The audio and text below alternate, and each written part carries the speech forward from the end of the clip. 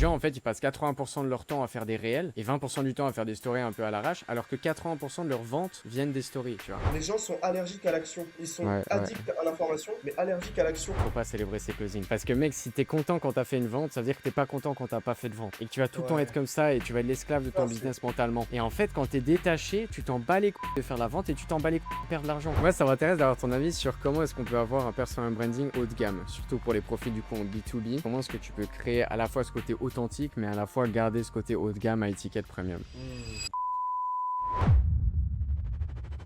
Écris maintenant ton meilleur mois que tu as fait. Et j'écris et il dit ok, maintenant tu vas regarder ces chiffres et tu vas regarder aussi, tu vas rajouter un 0 à côté de ton meilleur mois, du chiffre que tu as fait, et tu rajoutes un 0. Et tu regardes ce chiffre et tu regardes ce que ça t'évoque. Mec, je suis resté 15 minutes à fixer le nom, ça m'a fait bugger. J'étais en mode c'est juste un 0 de plus, mais ça demande de penser complètement différemment pour l'atteindre. Si là, tu avais le droit à une stratégie de clipping pour qu'un infopreneur puisse passer de 20K à 100K par mois en 3 mois, sinon tu finis toute ta vie dans le salariat, comment tu t'y prendrais?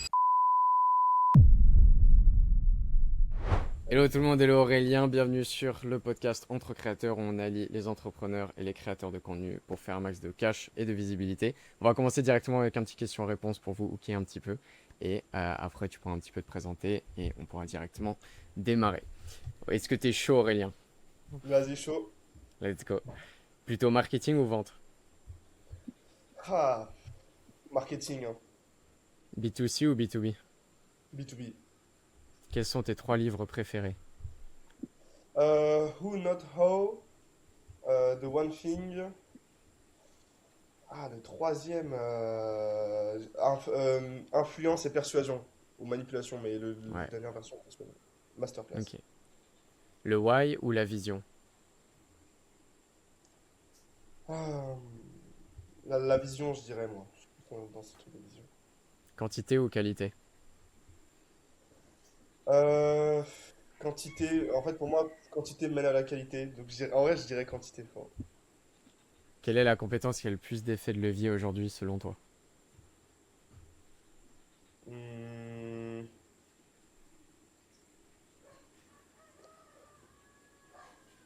une compétence en particulier, business? Ouais. Ouais. En vrai, ouais, plus hard skill que soft skill. Pour moi, le marketing de manière générale, hein, ceux qui sont leaders du marché sont pas forcément les meilleurs en delivery. Ouais, ou alors en vente, si, quand même. Mais je dirais marketing quand même, hein. Enfin, savoir marketer, tu vois. Hmm. Acquisition ou delivery? Ouais. Euh, moi, j'adore l'acquisition, hein. Capter l'attention ou convertir l'attention? Convertir. Santé physique ou santé mentale? Hmm. Santé mentale. Ok. Yomi ou Usama? Yomi. Personal brand ou networking? Networking. Sachant que ça va rester comme ça toute ta vie, tu préfères faire 100K par mois en 4 heures par jour ou faire 1 million par mois en 10 heures par jour? 100K par mois en 4 heures par jour ou 1 million par mois en quoi? Ou un En million 10 heures. 100K en 4 heures, je pense. Ok. Ouais. Nice. Magnifique. Bah écoute, est-ce que tu peux nous en dire un petit peu plus là sur tes projets en ce moment? T'es sur quoi? Yes, alors moi du coup j'ai l'agence de clipping là, en ce moment qui est dans mon focus, je dirais, principal, même s'il commence à devenir secondaire, parce qu'à côté de ça, du coup j'ai un consulting en tout ce qui est personal branding, création de contenu, tu vois. Donc je dirais que c'est un peu du 50-50 en termes de focus, ou disons que d'un coup ça passe de 90 à 90-10, 90-10, tu vois. Et voilà, les deux tournent bien. L'agence, ça fait un peu plus d'un an maintenant, un peu moins d'un an, pardon, maintenant. On a bien avancé, on bosse avec des gros acteurs sur le marché. À côté de ça, moi, ça me permet de leverage sur mon consulting, tu vois, de parler avec des gens intéressants. Et typiquement, pourquoi j'ai choisi au tout début sur les questions-réponses sur le networking, c'est parce que j'ai un associé qui, lui, se montre pas, arrive à faire énormément de chiffres, parce qu'il m'a appris la science du networking, tu vois. Hmm. Et on a quasiment tous nos clients là-dessus. Il y a des gros clients que tu pourras pas. Que, ok, ta personal brand, elle est intéressante quand tu network et que tu la montres. Mais en vérité, si tu es bon en networking, et moi je pense que c'est tout le point d'un bon personal brand, c'est au-delà de l'acquisition client, ouais, d'accord, mais tu arrives à network et en fait à montrer à des gens puissants que tu es intéressant, mais rapidement. Ouais. Ça, je suis clair. Ouais, Voilà. non, c'est intéressant. Mais d'ailleurs, je l'ai vu directement parce que au moment où tu t'es abonné à moi, t'es direct venu m'écrire et on a échangé et tout. On a fait pas mal de vocaux et tout, c'était marrant. Et Ouais, je me suis dit, bah, c'est sûr qu'en vrai, il fait ça avec plein de gens et c'est sûr que ça lui ouvre tellement de portes. Et je sais moi-même, quand tu vois, j'ai lancé ce podcast et tout, j'ai commencé à contacter un peu plein d'acteurs un peu au culot.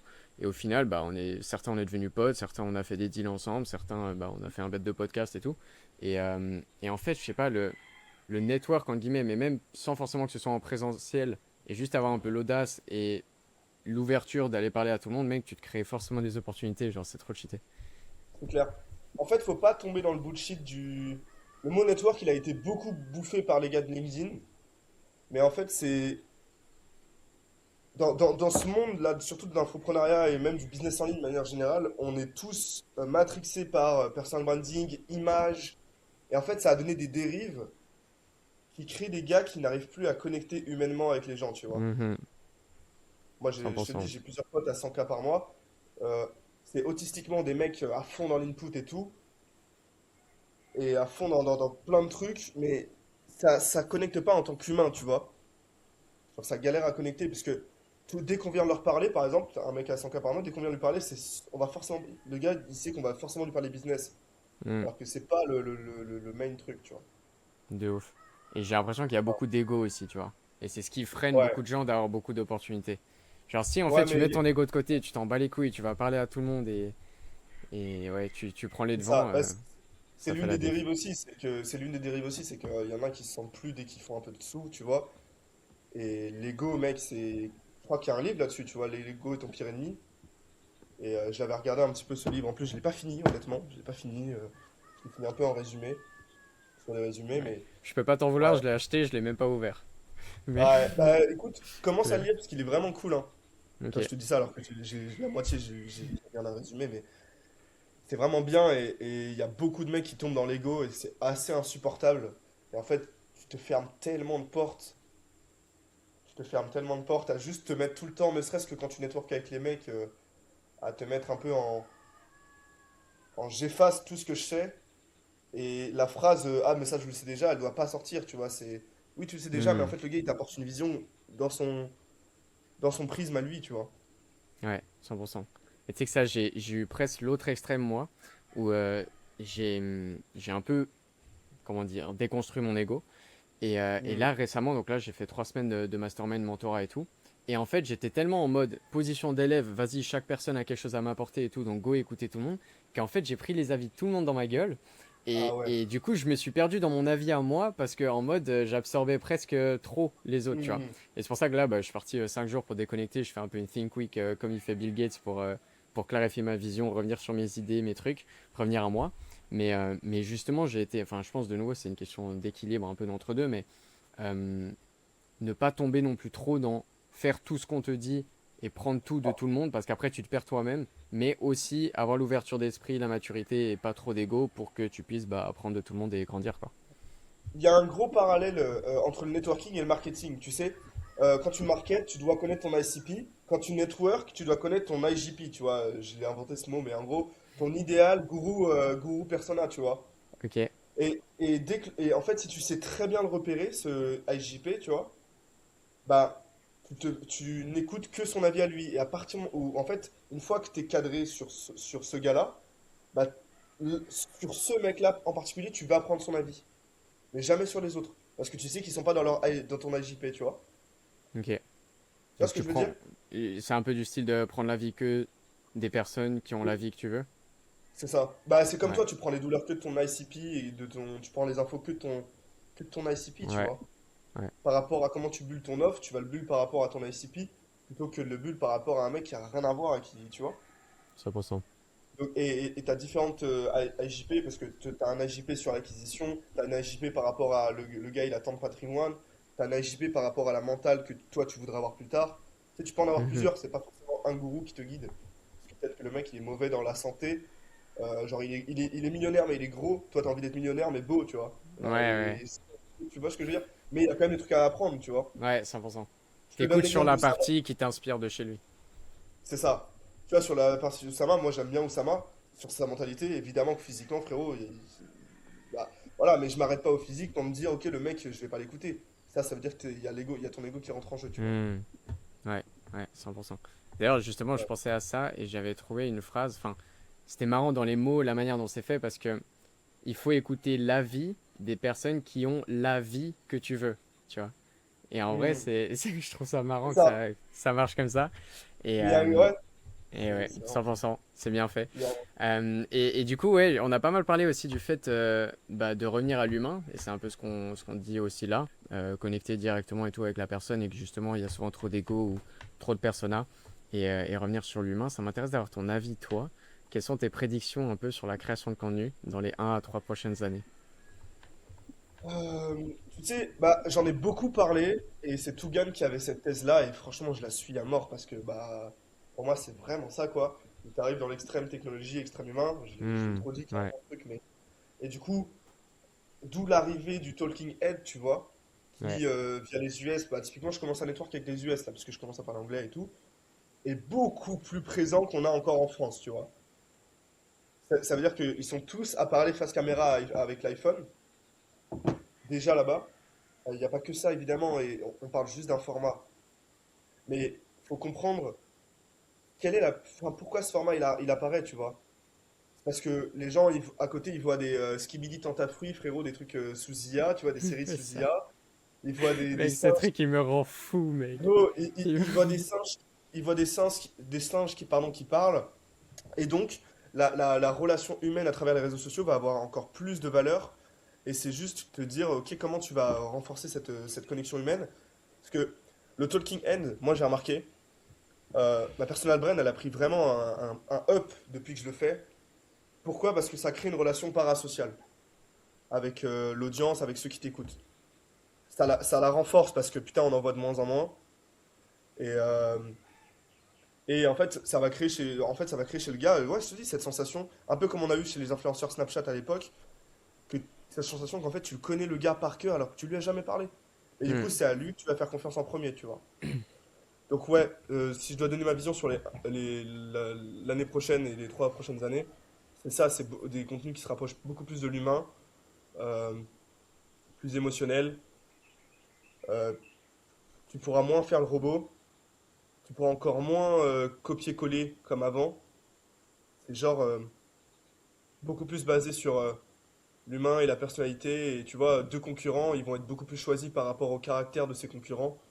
Mhm. Euh, enfin, il y a plein d'autres critères qui rentrent en jeu, honnêtement, mais ouais, Ouais, 100%. connexion humaine. Comment tu vas créer de 100%. la connexion humaine via les réseaux, tu vois? Ouais, ouais, 100%. Parce qu'en fait, aujourd'hui, j'ai l'impression que le skill de capter l'attention, il commence à être de plus en plus commun. Enfin, les gens commencent à comprendre un peu les patterns et tout. Même s'il y a de plus en plus de concurrence, donc c'est de plus en plus dur de capter l'attention, il y a quand même Mm. cette compétence qui arrive. Mais du coup, la différence, elle est aussi dans le fait de réussir à créer de la confiance chez la personne. Et je pense qu'on tend vers une économie de la confiance presque plus qu'une économie de l'attention. Et du coup, je trouve intéressant parce que faut réfléchir à comment est-ce que tu peux bâtir un maximum de confiance pour que la personne te fasse confiance. Et vu que bah, il y a eu Mm. tellement de déceptions sur le marché du coaching, qu'il y a eu tellement tout et n'importe quoi qui a été dit et tout, là on va revenir à l'humain, à la confiance. Et les personnes, moi je le vois aussi dans mes calls qui se book, etc. Les gens ils viennent et ils me disent, bah écoute, j'ai envie de bosser avec toi tout simplement parce que je te fais beaucoup plus confiance. Enfin en mode, t'es humain, euh, je sais qu'avec toi, genre, je vais pas avoir n'importe quoi. Donc ça crée beaucoup plus de fidélisation, de conversion. Et aussi, après, du coup, pour capter l'attention, je pense qu'il va y avoir encore une sophistication dans les accroches. Parce que si on regarde en 2020, par exemple, les contenus qui marchaient, c'était genre évite ces 7 erreurs si tu veux perdre du poids. Genre accroche assez basique. Aujourd'hui, tu fais ça, ça marche plus. Par contre, il Mm. y a déjà une sophistication dans le truc, dans les accroches, par exemple. Je sais pas, si on reprend la perte de poids, ça peut être un truc. Une étude de Harvard a montré que 97% des femmes négligeaient 7 aliments qui pourraient te faire perdre X kilos en 3 mois, tu vois. Et là, du coup, c'est beaucoup plus précis. Il y a un pourcentage, à Harvard, il y a une cible plus précise, tu as un problème douloureux. Enfin, c'est quand même des accroches qui sont mieux pensées pour que ça marche vraiment bien. Et je pense que dans 3 ans, du coup, ça sera encore plus poussé. Et limite, ça Mm. sera des accroches pour lesquelles tu auras envie de payer pour regarder la suite de la vidéo, tu vois. Donc, je pense que Ouais, ce skill, il va être à travailler aussi. je sais pas si t'as vu, là l'algorithme en plus d'Instagram il a changé. C'est-à-dire qu'avant, Et c'est marrant que tu parles de ça parce que avant, je te parle de ça il y a même, ça doit faire un mois et demi, j'en ai parlé avec mon pote Léo. Il y a une mise à jour Insta là, où en fait tout n'est plus basé sur le hook. Tu as dû voir un drop des vues, enfin il y a beaucoup de mecs qui ont drop au niveau des vues, etc. Beaucoup plus basé sur... en fait, une vue avant était comptabilisée quand tu scrollais. C'est-à-dire que le gars il scrollait juste et ça comptabilisait ta vue. Donc il restait les 3 premières secondes de ton hook, il pouvait partir après, ça comptabilisait la vue. Et plus maintenant. Maintenant c'est beaucoup plus basé sur Mhm. l'engagement, l'interaction et à quel point, combien de temps le gars, le watch time en fait, combien de temps il t'a regardé, tu vois. Ouais. Donc il y a une métrique, tu vois, à prendre en compte, c'est genre l'absorption rate, tu vois. Je parle très mal anglais, là, en termes de prononciation, mais l'absorption rate, tu vois, le taux Ouais. d'absorption, en fait. C'est au-delà de, d'accord, très bien, ton hook, il est cool, mec. Mais en fait, est-ce que le gars, il a pu te regarder jusqu'au bout? Ouais, Donc, ouais. elle est finie, cette ère de, tu sais, commencer les hooks avec des mèmes, euh, tu vois, être dans la science du hook. Non, maintenant, viens, on travaille le réel du hook jusqu'au bout, en fait. Mhm. Avec tout ce qui est histoire d'open loop et peut-être bosser un peu plus ces réels vraiment autant structurés qu'une VSL. Je parle dans le fond, tu vois. Il y a un mec, j'ai fait un réel là-dessus, il m'a dit, bah du coup c'est la fin du format RAW. Non, parce que les gens veulent quand même de l'humain et t'interagis avec de l'humain, tu vois. Ouais. Les gens connectent avec de l'humain, ont confiance à un humain et c'est ok, comment je vais pouvoir structurer ma parole, ma pensée, mon éloquence pour que le gars, pendant 1 minute de réel, il m'écoute. Et c'est comme ça que mon réel va performer, tu vois. C'est là où, pour moi, la notion de pertinence, elle rentre en jeu. Et c'est là où, effectivement, le format RAW, il t'aide beaucoup à faire ça, ou podcast, ou YouTube, ou comme ça. C'est C'est que, ça. du coup, si t'es pertinent tout le long de la vidéo, les gens vont t'écouter. À chaque fois qu'ils vont voir ta tête, ils vont te réécouter aussi. Et c'est là où tes propos, du coup, ils captent plus, ils maintiennent plus l'attention. Et les gens, Mm. ils vont rester plus longtemps. Mais c'est vrai que, quand même, dans tous les cas, pour que la personne ait la chance, entre guillemets, de voir les 50 dernières secondes de ta vidéo, il faut qu'elle soit hookée au début. Sinon, bah, Ouais. elle scrolle et il n'y a rien. Donc c'est vrai qu'il faut un mélange des deux, quand même. C'est ça. Et tu sais, j'ai beaucoup poussé le format RAW, mais c'est plus profond que ça. Genre, je veux pas dire que le format RAW c'est la clé, non, du tout. Mais réfléchis à ce qu'il y a derrière. Genre, au final, tu vois, dans ce truc de créer de la confiance, c'est pas via des petits hacks ou via, tu vois, des. Évidemment, il y a de la structure et il y a de la théorie, mais c'est pas, ok, j'accumule le plus de hacks, de compétences pour avoir ce truc où j'arrive à créer de la confiance, mais au final, tu peux tomber dans un truc où tu crées un personnage. Mais c'est plus, ok, genre, au lieu d'aller chercher des papillons, tu vois, viens, genre, c'est beaucoup utilisé dans le développement personnel, cette analogie-là, enfin, cette métaphore, mais viens, je crée un jardin, et en fait, le jardin, c'est toi, et peu importe le format podcast, format ultra travaillé, ou format RAW, mais les mecs vont t'écouter, tu vois. Et je pense que c'est ce game-là faut développer, et c'est pas juste, tu vois, moi, les gens, j'ai trop poussé ce format RAW, et les gens pensent que je pousse un format, mais c'est pas un format, c'est rends ta personne intéressante, de par à chaque fois que tu ouvres la bouche, tout ce que tu dis est pertinent et, et en fait ça devient naturel pour toi, tu vois. Tu vois, par exemple, il y a beaucoup de mecs, je vois dans leur domaine, ils parlent en surface. Tu vois, non mais creuse le truc, genre. Et pour connecter le plus un maximum avec le gars, tu te rends pas compte, et je pense que tu le vois dans tes coachés, toi. Je sais pas si tu t'en es rendu compte, mais putain, mais combien de mecs n'ont pas assez bien bossé leur avatar, tu vois?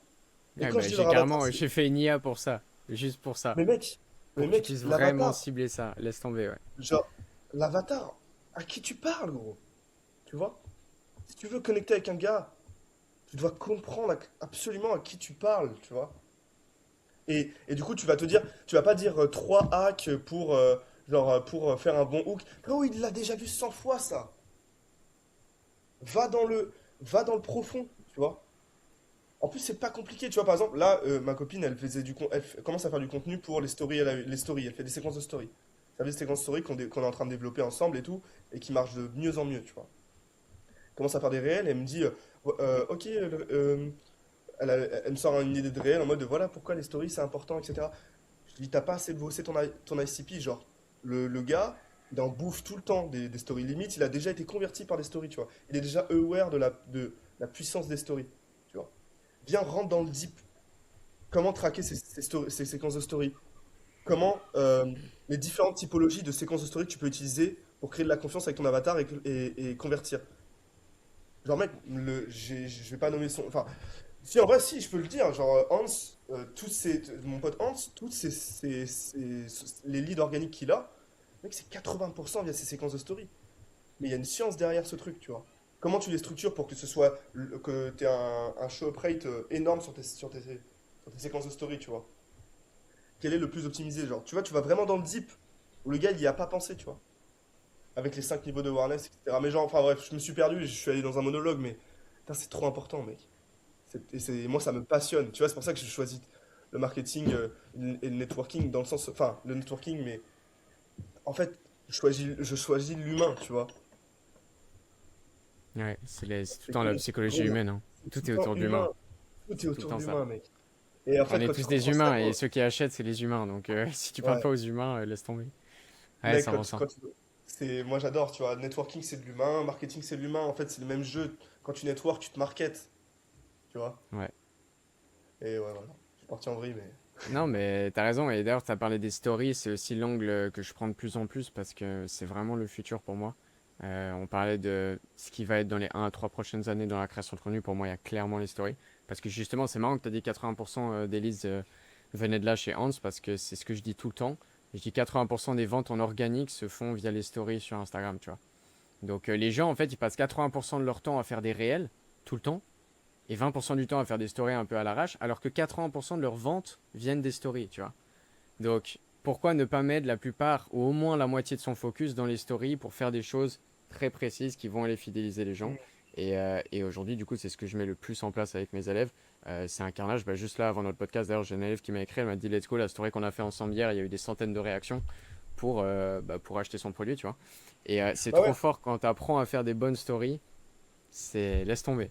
laisse C'est trop tomber. fort. Laisse tomber. En fait, c'est, tu te rends pas compte, genre, les gens se rendent pas compte, genre, c'est ce truc de, le mec vient à toi. Tout ce travail de connexion humaine, parasociale, etc., les gars, ils, ils viennent à toi, t'as même pas besoin de setter. Alors, il faut quand même faire du setting, honnêtement, tu vois. Mais, mais bah, c'est un moyen facile d'augmenter tes leads, tu vois. Et en fait, au-delà, sans penser conversion, ça entretient la relation, ça, tu vois. Il y a des gens, ils vont pas regarder tes réels alors qu'ils sont déjà abonnés à toi, mais ils vont tomber sur ta story, tu vois. Et une story, il y a une genre dans la science des stories, il y a une genre de FOMO. Parce que tu vois ton feed de story, le feed réel, il reste autant que tu veux, tu vois. Il reste de manière indéfinie. Les stories, mec, tu les rates, au bout de 24 heures, il n'y a plus les stories, tu vois. Donc t'as aussi cet esprit de FOMO et c'est ce pourquoi ça marche autant. Parce qu'en fait, à partir du moment où le gars il ouvre Insta, il voit les bulles là-haut, là, mec, genre il sait qu'il a 24 heures pour les regarder, tu vois. J'appelle souvent les stories le YouTube d'Instagram. Genre, si t'as pas YouTube et que t'es fermé à l'idée de faire YouTube, tu dois absolument te focus sur tes stories. Parce que c'est là où Hmm. tu vas convertir l'audience, tu vois. Parce que les réels, ça va être cool pour attirer de l'audience, c'est essentiel. Mais les stories, ça va être là pour la convertir. Après, il y a les DM aussi. Pour moi, les deux grosses forces d'Instagram, c'est les stories et les DM. Et si t'as pas YouTube, tu dois d'autant plus mettre de focus sur les stories parce que c'est là où tu vas fidéliser et convertir au quotidien, mettre des textes bien pensés, du copywriting qui va faire activer la psychologie de la vente ou enfin de l'achat du consommateur et que du coup derrière ça se retrouve dans tes DM et que ce soit converti avec ça. Enfin vraiment c'est trop trop fort. Et là je suis en train de déléguer ça pour le faire. Dis-toi je vais faire en 1 heure par mois, 1 heure et demie par mois. Je vais faire toutes mes créations de story et derrière j'ai un prestataire qui va toutes me les publier Hmm. automatiquement. Et ça, genre, c'est cheaté parce que aussi, les gens, la grosse friction que je vois chez les entrepreneurs, c'est pourquoi est-ce qu'ils négligent les stories. C'est parce qu'ils pensent que ça va leur prendre trop de temps. Et en vrai, je comprends. Genre, le soir, une séquence de stories, ça peut vite prendre 1 heure, 2 heures à faire si tu veux la faire comme il faut. Et t'as pas envie de passer 1 heure tous les jours à faire des stories quand t'es entrepreneur. Donc, il faut absolument juste avoir à la fois la bonne structure, la bonne méthode et pouvoir le faire de manière extrêmement efficiente pour que ça te prenne pas plus de temps et que ça te ramène beaucoup plus d'argent. C'est ça, hein.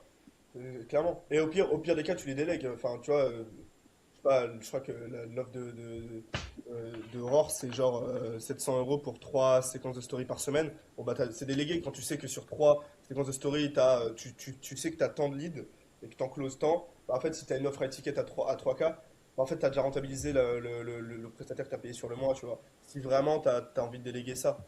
Mais. Mais ouais, c'est trop important, et ça reste encore une fois ce truc de l'humain, tu vois, que ce soit dans les stories, que ce soit dans tes réels et dans la création de contenu de manière générale, ton personal branding, tu vois. Moi, je me suis beaucoup. En fait, je suis rentré vraiment deep dans ça quand j'ai commencé à faire du clipping et qu'en fait, je me suis rendu compte à quel point, euh, enfin, je suis rentré dans ce game du marketing de masse, tu vois, de la manipulation de masse. Parce que c'est vraiment ça, genre, c'est de la manipulation de masse, Hmm. le T'as lu le clipping. livre La psychologie des foules ou pas? Pas encore, non. Ouais, Putain, on m'en a ouais, parlé de celui-là. je l'ai reçu là, je pense que je vais l'attaquer bientôt, mais toi qui fais ça, Aïe, aïe, aïe. tu parles de psychologie de masse et tout avec le clipping, je pense que ça peut être intéressant. Ah ouais, Mais c'est. ouais, j'ai pas d'avis pour l'instant, mais moi, je me demandais si tu le recommandais. Mais mec, d'ailleurs, je me demande, là, tu vois, il y a deux types de stratégies qui dominent un peu le marché. T'as le clipping, du coup, bah, par exemple comme Keo, tu vois, tu vas avoir 30 comptes qui vont faire un max de clips et tout. Et Hmm, t'as l'autre partie qui est un peu Marvin Ndiaye, où lui, il poste tout sur son compte, tu vois. Genre, il fait hmm, 25-30 vidéos tous les jours sur son compte. Ça m'intéresse hmm. d'avoir ton avis là-dessus. Qu'est-ce que tu penses c'est le mieux comme stratégie ou qu'est-ce que selon quels critères faudrait prendre l'une ou l'autre entre avoir full clipping comme Keo ou tout sur ton compte comme Marvin? Ah, j'ai tout testé chez mes clients, mec. Et je peux te dire que, déjà, très simple, il y a une différenciation. Toi, par exemple, ou moi, on est en B2B. Marvin l'est aussi. Donc, tu dois travailler ton algorithme et le compte de ton. Enfin, cibler une audience précise, tu vois, un ICP précis. Donc, en fait, pour moi, B2B, stratégie un peu à la Marvin Ndiaye, ce que j'ai brandé ça un peu volume stacking, tu vois. Et clipping, c'est vraiment pour du B2C, tu vois. Nous, on bosse avec enfin, des grosses têtes d'un personal brand, je ne vais pas forcément nommer les noms, mais.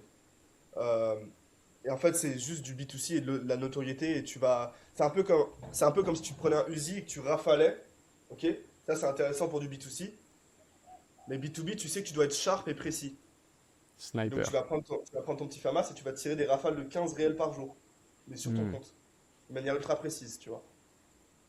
Donc Ok. ouais, voilà, c'est la différenciation B2B, B2C. C'est adapté aussi à du B2B, le clipping, mais ça dépend, tu vois. Pas pour des coachs de coach, par exemple, ou des mecs qui font du business en ligne. C'est plus des grosses boîtes, tu vois. Nous, on le fait avec des. Là, on bosse de plus en plus avec des grosses boîtes. Et encore, honnêtement, les grosses boîtes, en fait, au final, nous, on a bossé avec Brix. Donc ça reste du B2C, honnêtement. C'est du B2C. Hmm. Et on a fait 10 millions de vues en une semaine, même pas, tu vois. Et c'était juste du. On les voyait partout, tu vois. Ouais. Donc, ouais, voilà, tu as ce truc où B2B, tu dois rester sharp et précis. Et B2C, tu peux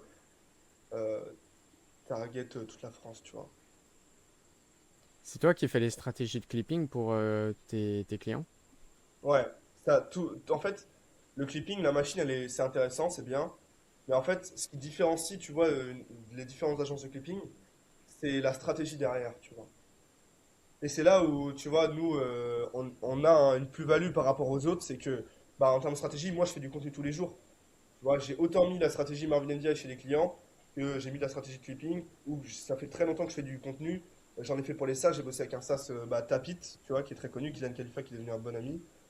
En fait, j'ai une notion où, bah, que ce soit pour du SaaS avec Brix ou une personal brand, je vais pouvoir guider vraiment la strat de contenu sur, ok, bah, ce format-là, il est bien, celui-là, il est plus pour, enfin, il va te faire des vues, mais en fait, il te rapporte rien. Tu vois, là, par exemple, je le sais, alors, Yomi, il a fait du clipping sur des formats React. Bah, son challenge, ça a pas donné grand-chose, évidemment, parce qu'en fait, ça te flingue. Enfin, bref, il y a plein de trucs comme ça où la strat est hyper importante. Si le mec, il fait un format qui est éclaté, nous, on l'a vu aussi, où c'est juste du flex, où c'est juste du trash, où c'est juste, en fait, tu te prends pour un KO bis, tu vois, et tu ne comprends pas que la stratégie de KO, elle est ultra, ultra sharp, et toi, tu essaies de faire la même sur une autre cible en plus, et que tu n'as pas étudié ton avatar, bah, c'est pas bon. Tu Hmm. vois ce que je veux dire? Genre la strat de contenu est Ouais, plus importante. La 100%. machine derrière, les clippers, on les a, tu es capable de les avoir. Et ça se manage et ça se gère. Et c'est la strat de contenu. Soit qui t'a le plus fait monter en compétences de création de contenu, toi. En faire et tester. Et avoir des feedbacks de mecs plus solides, tu vois. Et de plein d'horizons. Je pense que c'est avoir fait plein de domaines dans la création de contenu. Que ce soit des créa ads pour les SaaS, du contenu organique pour les SaaS, euh, du personal branding pour le SaaS, du personal branding pour des business en ligne. Mais j'ai même bossé avec des marques avant à l'époque. Genre, c'est avoir en fait une vision globale sur différents domaines qui, moi, m'a Ouais. vraiment fait évoluer. tu vois. Et en fait, 100%. tu te rends compte qu'à chaque fois, le game, c'est genre, on part de l'avatar, c'est quoi l'offre, et en fait, tu tailor-made la strat en fonction du SaaS. Enfin, tu vois, par exemple, sur le SaaS, c'est un business à abonnement, donc tu sais que tu vas pas forcément être rentable tout de suite. Enfin, tu as plein de choses comme ça, tu vois. Et là où je dois creuser un peu plus maintenant, c'est un peu plus sur les ads, même si j'ai pas mal d'expérience là-dedans via les créas que j'ai fait avant. Mais ouais, je dirais avoir touché plein de domaines en fait. Ouais. Ouais, moi je trouve qu'il y a un truc sous-coté aussi. Il y a plein de gens qui veulent déléguer du contenu à des agences de création de contenu ou des prestataires ou comme ça. Mais la plupart du temps, c'est des personnes qui n'ont pas créé du contenu pour eux-mêmes. Et pour moi, ça commence déjà par toi, sur le terrain, comment tu as pu faire tes preuves dans ton contenu avant de pouvoir Mm. l'enseigner aux autres. Enfin, c'est sûr, moi je vois plein de gens qui arrivent en appel avec moi. Ils sont en mode, mais je comprends pas, j'ai suivi la stratégie de ce mec-là et il n'y a pas eu de résultat. Et je vais voir le profil du gars, il a 800 abonnés, son contenu il est pourri. Enfin, je sais pas comment dire, mais ça commence d'abord par faire tes preuves avec toi-même, ensuite par montrer que tu peux faire tes preuves aussi chez d'autres gens. Et là, tu commences à être plus compétent et après, bah, juste marteler le sujet pendant En des fait, années. Mais ouais. excuse-moi, je t'ai coupé. Vas-y. Non, vas-y, j'ai à peu près Ah ouais, fini. parce que, en fait, c'est ça, c'est que même quand tu bosses avec une agence ou des prestataires, en fait, il faut pas te baser sur leurs compétences techniques, genre de te filmer, etc. C'est comme avec une agence de clipping, on a des concurrents, nous, qui ont jamais créé de contenu perso. Pas forcément niveau strat, frérot, c'est pas dingue en fait, tu vois. En tout cas, sur leurs premiers clients, c'est pas fou. Donc, oui, tu dois faire attention avec qui tu travailles par rapport à la strat sur le contenu, sur le marketing, c'est beaucoup de la strat, hein. En fait, Hmm. tu sais, moi j'ai démarré le copywriting et le marketing avec Tugan Barra. Ouais, Et il y a une ok. phrase vraiment, mec, moi ça m'a aidé, ça m'a fait gagner du temps et ça m'a fait comprendre beaucoup de choses. C'est que quand tu sais que le marketing c'est 80% de recherche, 20% d'action, bah ok, bah base-toi sur le fait que à quel point le gars avec qui tu veux bosser, il a fait ses recherches. Tu vois ce que je veux dire? Hmm. Il a une recherche sur l'avatar, avant de lancer la strat de marketing. Tout le monde peut lancer du clipping, mec. Tu ramènes 20, 30 clippers, tu les as, t'as quelques clips, et vas-y, on envoie. Mais le contenu, il va flop, tes clippers, ils vont arrêter de bosser au bout d'une semaine, et au final, t'as juste perdu de l'argent et du temps, tu vois. Parce que t'as Ouais, pas bossé sur la strat, tu sais pas exactement si, ok, déjà de base, est-ce que c'était adapté pour toi le clipping, tu vois. 100%. Est-ce qu'en fait, on se rend pas compte qu'il faut être sharp et qu'il n'y a pas beaucoup de total addressable market et que c'est, enfin, tu vois. Ouais. Mec, j'ai une question que j'ai posée quasiment à toutes les plus grosses personal brands, enfin qui m'inspiraient le plus en termes de viralité, de compétences en création de contenu. C'est que moi, j'ai aussi cette compétence et c'est aussi un de mes sujets de réflexion là des 5 prochains jours dans cette cabane. C'est de me dire comment est-ce que je peux me positionner de la meilleure façon pour que cette compétence-là soit la plus valorisée et que je sois le mieux récompensé financièrement par rapport à cette compétence. Parce que le positionnement, ça va tout définir, tu vois. Et toi, tu as fait le choix intéressant d'aller sur du clipping, du coup, pour des grosses boîtes ou des gros infopreneurs, etc. Des fois, il y a aussi du coup du consulting. Mais moi, là, j'ai vraiment envie de me dire comment est-ce que je peux avoir un modèle sans garder les œillères de la bulle infopreneuriale et tout, où vas-y, coach, du coaching à Mhm. gauche, à droite, en essayant d'élargir le champ des possibles et de me dire comment est-ce que là, je pourrais avoir un modèle qui pourrait même m'emmener à 1 million par mois, tu vois, mais que personne n'a vraiment pensé. Par exemple, là, je parlais avec la marque de voiture Xpeng, c'est une marque de voiture chinoise électrique qui arrive en Europe, là, qui selon moi va cartonner. Et le CMO, il voulait me contacter pour que je fasse du contenu pour eux. Et, hum, et en fait, je me suis rendu compte que ils avaient 4 personnes dans leur team marketing purement dédiées à ça. Mais c'est des personnes qui ont genre 35 ans, qui ont juste le diplôme là-dedans, mais qui n'ont aucune compétence là-dedans parce qu'elles n'ont jamais créé du contenu. Le compte Insta, c'était une catastrophe. Enfin, laisse tomber, il y avait aucune visibilité et aucune vente qui venait de là. Et je me dis, rien qu'avec ma compétence, je peux faire le travail de 4 personnes, si ce n'est plus, dans une team marketing à moi tout seul, en stratégie de contenu, qui peut derrière générer littéralement 8 chiffres à l'année, tu vois, minimum. Et, Mhm. et selon comment tu te positionnes et selon comment tu choisis ton modèle de rémunération, tu peux aller tellement plus loin que ce qu'on pense. Je me dis, enfin, c'est tellement une des compétences les plus valorisées au monde actuellement, quand même, la création de contenu. Tout le monde veut passer par là. Et là, c'est un peu mon sujet des prochains jours où je suis en train de me dire, ok, cool, là, j'ai fait du chiffre et tout dans le domaine du consulting, Mhm. mentorat et tout, mais comment est-ce que je pourrais passer next step, tu vois, avec cette compétence? Je sais pas ce que t'en penses, toi. C'est beaucoup basé sur le positionnement, hein. C'est vrai que j'ai parlé de l'avatar, mais c'est vrai que le positionnement, comme tu disais, genre là, tu vois, sur mon positionnement, moi, en consulting création de contenu, d'ailleurs, je vais le pousser un peu plus, beaucoup, parce que c'est genre la conversion, tu vois, l'étude de la conversion. Et en fait, pour toi, pour bien te positionner, je pense, ce qui est ultra important, c'est encore une fois de la recherche. C'est-à-dire que essaye de vraiment éplucher tout le marché. Genre, vraiment, regarde euh, ce que l'ICP a déjà essayé, qu'est-ce que tes concurrents vendent. Moi, je l'ai regardé, tu vois, que ce soit enfin, des acteurs qui sont, on est un peu sur la même niche, tu vois. Tout le monde vend de la viralité, tout le monde vend, ouais, c'est ça, des vues, de l'audience, du branding, du beau et du viro, tu vois, du beau et du viral, pardon. Ça parle pas conversion, tu vois. Donc, tu as ce positionnement-là qui est intéressant et que moi je prends, là, du coup. Entre guillemets. Faut se tailor En fait, faut être ultra précis, mec. Sur son positionnement aussi, genre. Tu vois? Ok, conversion, mais par rapport à quoi? Plutôt psychologie humaine, moi de mon côté, tu vois, ou genre, vraiment, genre, quand je fais un coaching avec mes clients, c'est comment par rapport à la psychologie humaine, parce qu'on va connecter avec de l'humain, tu vas pouvoir build un truc intéressant, tu vois.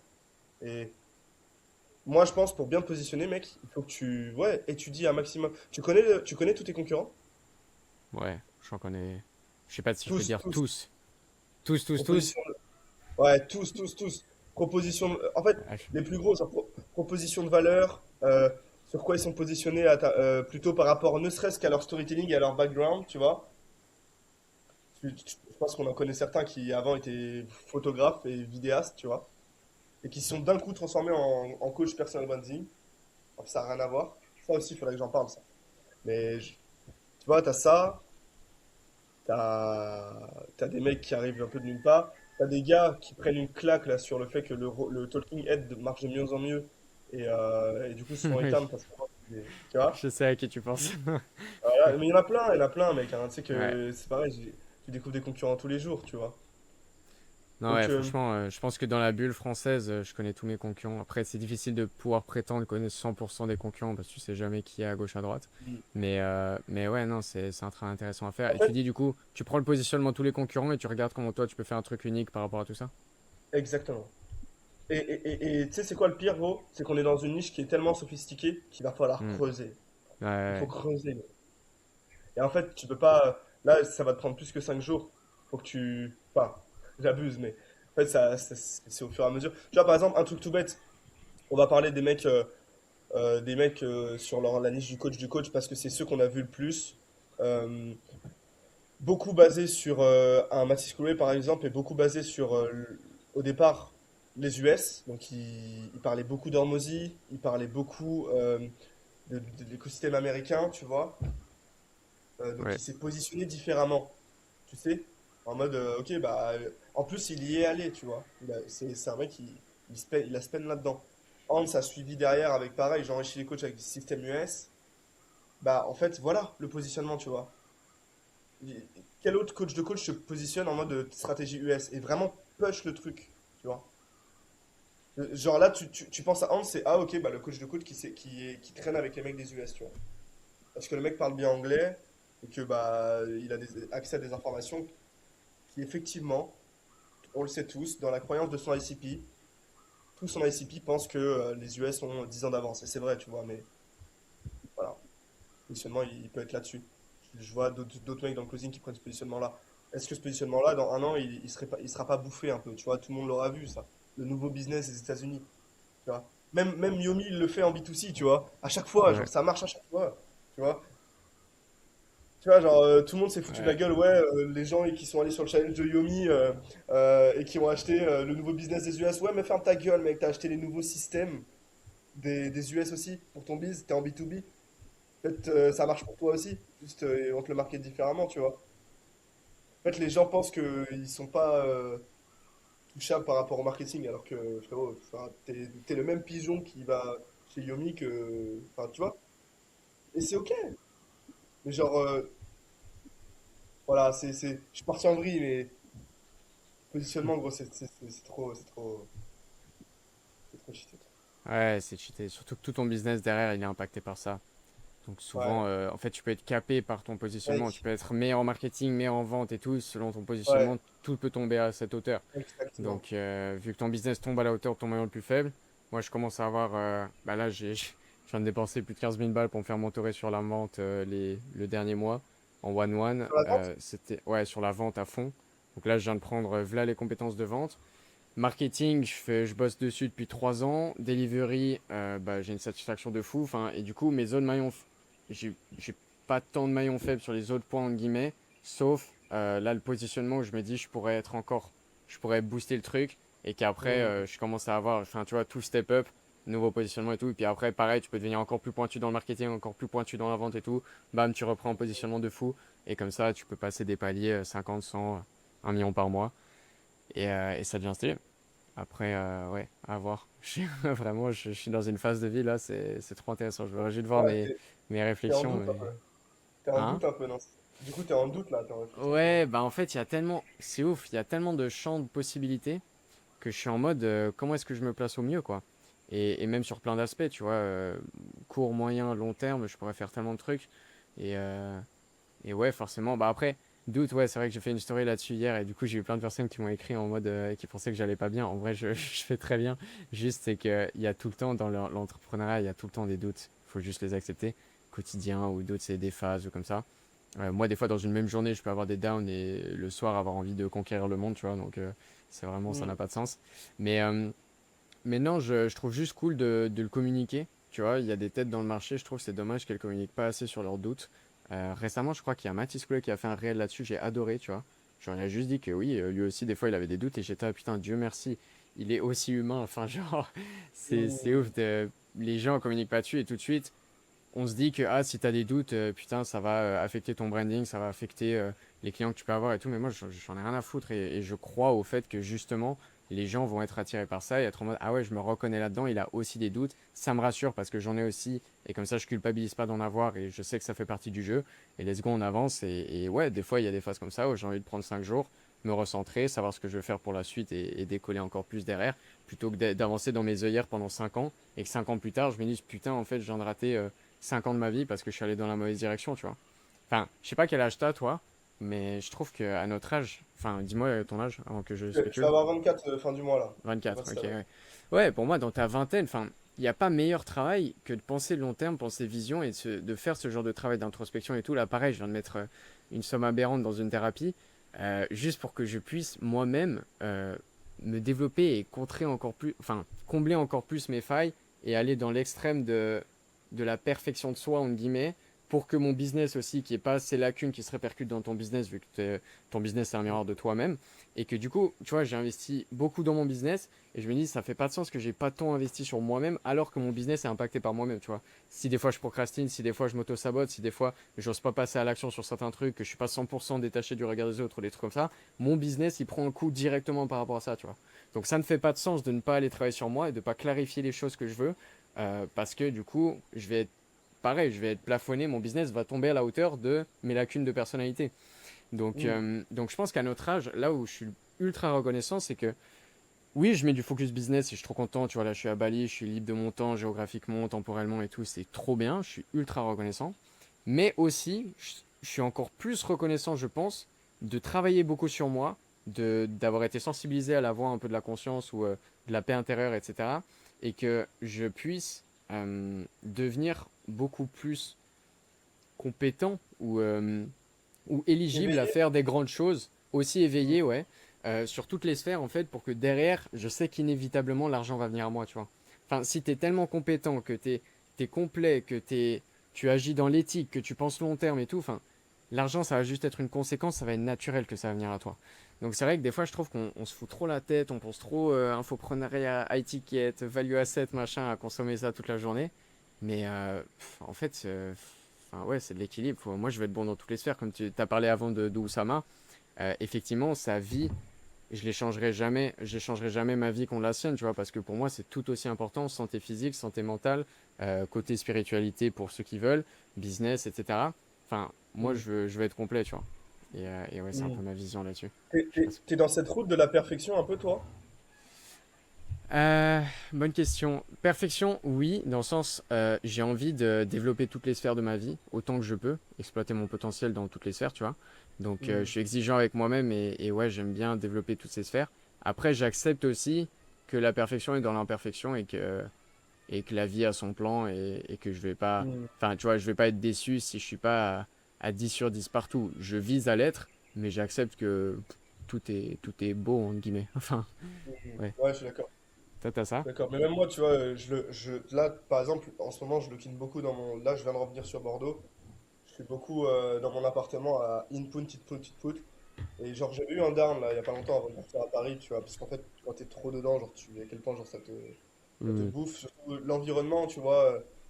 En fait, moi, c'est à force de tester des choses, je suis vachement dans ce truc de je fais et ça me donne l'information, tu vois. Ouais. Typiquement, ça, je crois que c'est une leçon d'un Américain, mais que Oussama avait repris. L'action crée l'information. Et en fait, ce truc-là, je le prends beaucoup à la lettre de, ok, j'actionne là, par exemple, je fais un mois et demi en France, j'ai fait deux, trois hivers dans ma vie, tu vois. Avant, j'étais un mec aux Antilles et tout, de mes 0 à 20 ans. Bah ça y est, je suis fixé sur le fait que, mec, là, je ne passerai pas un hiver de plus. On m'a parlé d'expatriation, tu vois, Géorgie, tous ces pays-là. Même j'ai regardé Dubaï. Dubaï m'intéressait, mais en fait, je me suis rendu compte à quel point pour moi c'est important la nature. Et genre l'environnement tropical, tu vois. Donc maintenant, je sais que c'est, ok, bah ça va être vers les Caraïbes. Et, En fait, tu vois, genre mais c'est en faisant, en fait, tu vois. Je me dis, vas-y, je prends une direction, au pire, je rate. Bah, je réitère beaucoup comme ça. C'est vrai que je suis pas trop dans ce process de réflexion, de retraite, tu vois, spirituel ou quoi. Quelqu'un de très rationnel à la base, très scientifique, parce que tu vois, moi j'ai fait beaucoup de licence de biologie, c'est d'ailleurs comme ça que j'ai eu des compétences en tout ce qui est biohacking et psychologie humaine, tu vois, que je rattache maintenant au contenu. D'ailleurs, c'est pour ça que le copywriting m'a passionné, tu vois, ouais. et le marketing de manière générale, mais bah, je suis beaucoup dans ce truc de action, va me donner de l'information, et moins dans ce truc de vas-y, je prends 5 minutes pour réfléchir, tu vois. Ouais. Pas, j'ai jamais fait de retraite spirituelle, par exemple. Ok. J'ai Intéressant. j'ai pris une fois, j'ai pris une fois par contre un call avec une numérologue, tu vois. Ça, c'est un truc, Ouais. pour moi, c'était impensable. Je suis arrivé au call terre à terre, je me suis dit, attends, vraiment essaie de pas faire l'enculé, enlève son ego, et ouvre-toi à ce truc-là. Et en fait, bah, malgré mon esprit terre à terre, elle disait des trucs qui étaient très vrais, et qui m'ont ouvert plein de trucs, et je me suis dit, ok, bah, même si je considère pas que c'est full d'être ça, genre, c'est pas forcément des numéros, mais c'est une très bonne manière de, dans tous les cas, euh, schématiser quelque chose qui en fait est scientifique, tu vois. Et tant que ça te fait avancer et que c'est système 1 pour le cerveau, bah go, c'est bénéfique pour moi. Tu vois ce que je veux dire? Ouais, ouais. Ok. Bah, En en fait, fait, c'est... ouais. Pour moi, ça va avec. Il y a tout qui va avec. En fait, je pensais beaucoup aussi que c'était au détriment de mon business si je commençais à aller dans cette voie-là. Mais en fait, Ouais. ça va, ça monte tout. Ça monte toutes tes sphères de toute ta vie. Alors là, grâce à Mais, ça aussi, je commence à prendre beaucoup plus soin de moi, de mon corps. Je me connais mieux. hmm. Enfin, c'est vraiment assez vertueux. En fait, j'ai vu tellement d'extrêmes partir dans ce truc de spiritualité et en fait, ça les a desservis, tu vois. Où en fait, ils te disent qu'ils sont plus alignés avec leur bise et tout, sauf que du coup, bah, le bise, il fait moins d'argent, et du coup, ils te disent, vas-y, je vais dans une autre direction. Au final, bourra, l'année d'après, ils refont exactement le même business, et bah, parce que la vie te rattrape, frérot, et que t'as un truc qui marche, t'es dessus, et en fait, t'emprisonnes là-dedans. Et je remarque énormément, et ça, dis-moi si t'as déjà rencontré ça, mais beaucoup de gars qui cherchent à s'éveiller spirituellement tombent dans l'ego, tu vois. Mhm. Et du coup, Ok. vu qu'ils ont... Vraiment, j'ai fait un podcast avec un petit il y a pas longtemps là-dessus, il est sorti d'ailleurs. C'est intéressant que tu le regardes, j'aimerais bien avoir ton avis. Parce que le mec, je l'ai shifté, je lui ai dit, gros, t'as 16-17 ans. Il y a un mois, en plus, il faisait genre 1000 balles tous les mois à peu près, ou 600 000 balles. Là, il faisait plus rien, parce qu'il passait sa vie à réfléchir à l'univers, à pourquoi on est sur Terre. Gros, genre, en fait, tu vois, genre, je pense qu'il y a des extrêmes à pas dépasser. Ouais. Et je te dis, j'en ai rencontré deux, c'est le mec qui réfléchit trop, du coup il fait plus rien, ça devient un moine. Et le gars, il a trop d'ego, du coup il pense avoir la science infuse et ça devient un connard, tu vois. Ok, ouais, ouais. Ouais, bah, Et en fait, il y a voilà. de l'ego spirituel à fond. Où Ouais, il y a je certaines pense. personnes dans cette voie-là qui sont en mode c'est bon, j'ai tout compris, laisse tomber.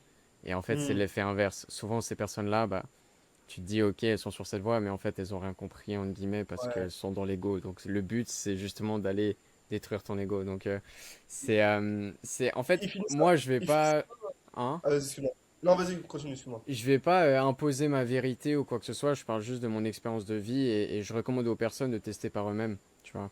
Hmm. Moi, je sais qu'une des choses qui a le plus changé ma vie, plus que n'importe quel accompagnement business, c'était de faire ma retraite de méditation au Vipassana pendant 10 jours dans le silence.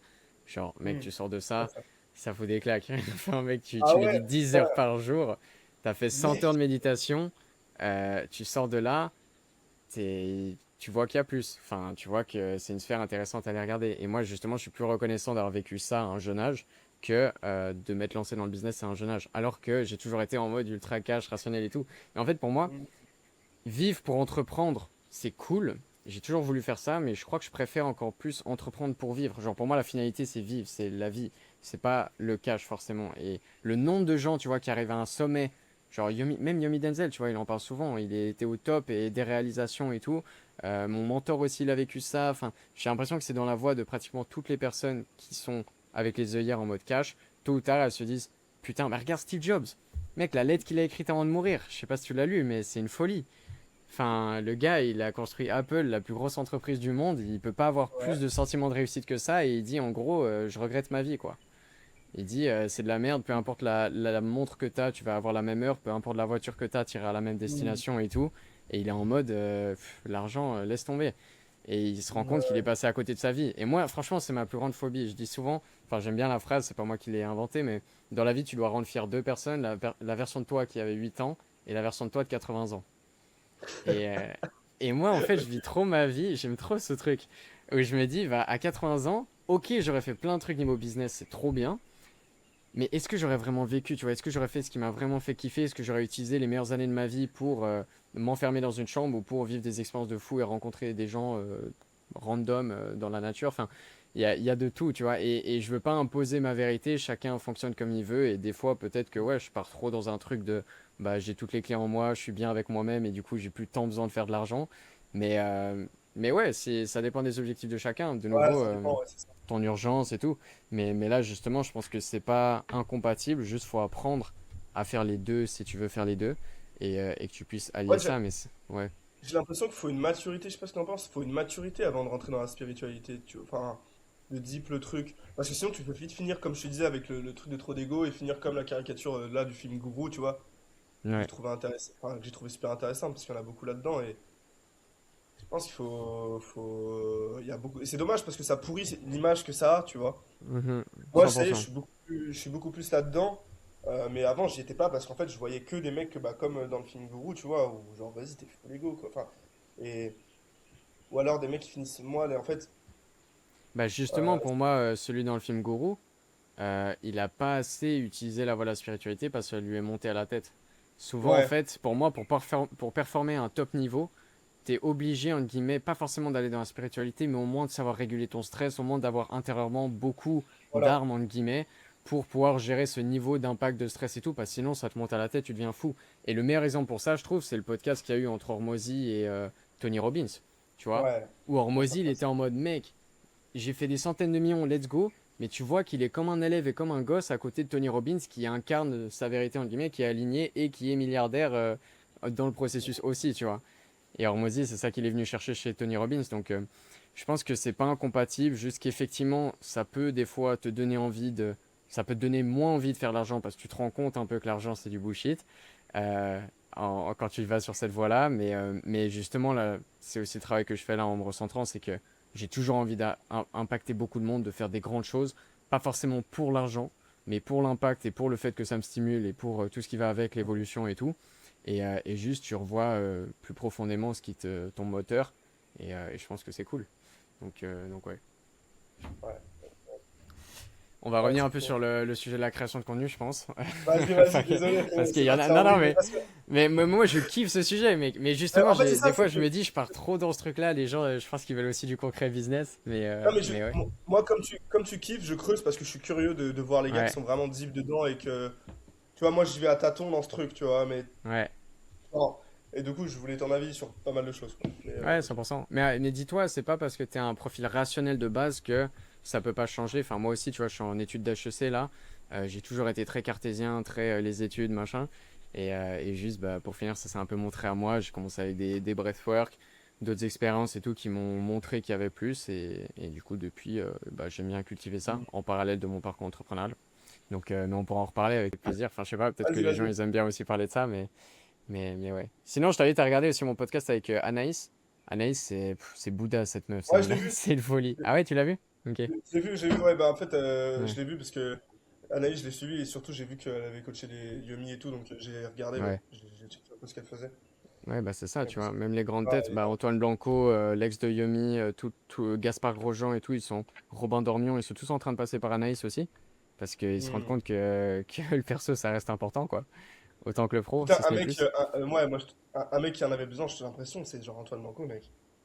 Ouais, C'était ouais, il y a moyen. Il était c'était pas. au Bah lui, moment de sa ré- l'authenticité, il avait du mal, hein, je pense. Waouh.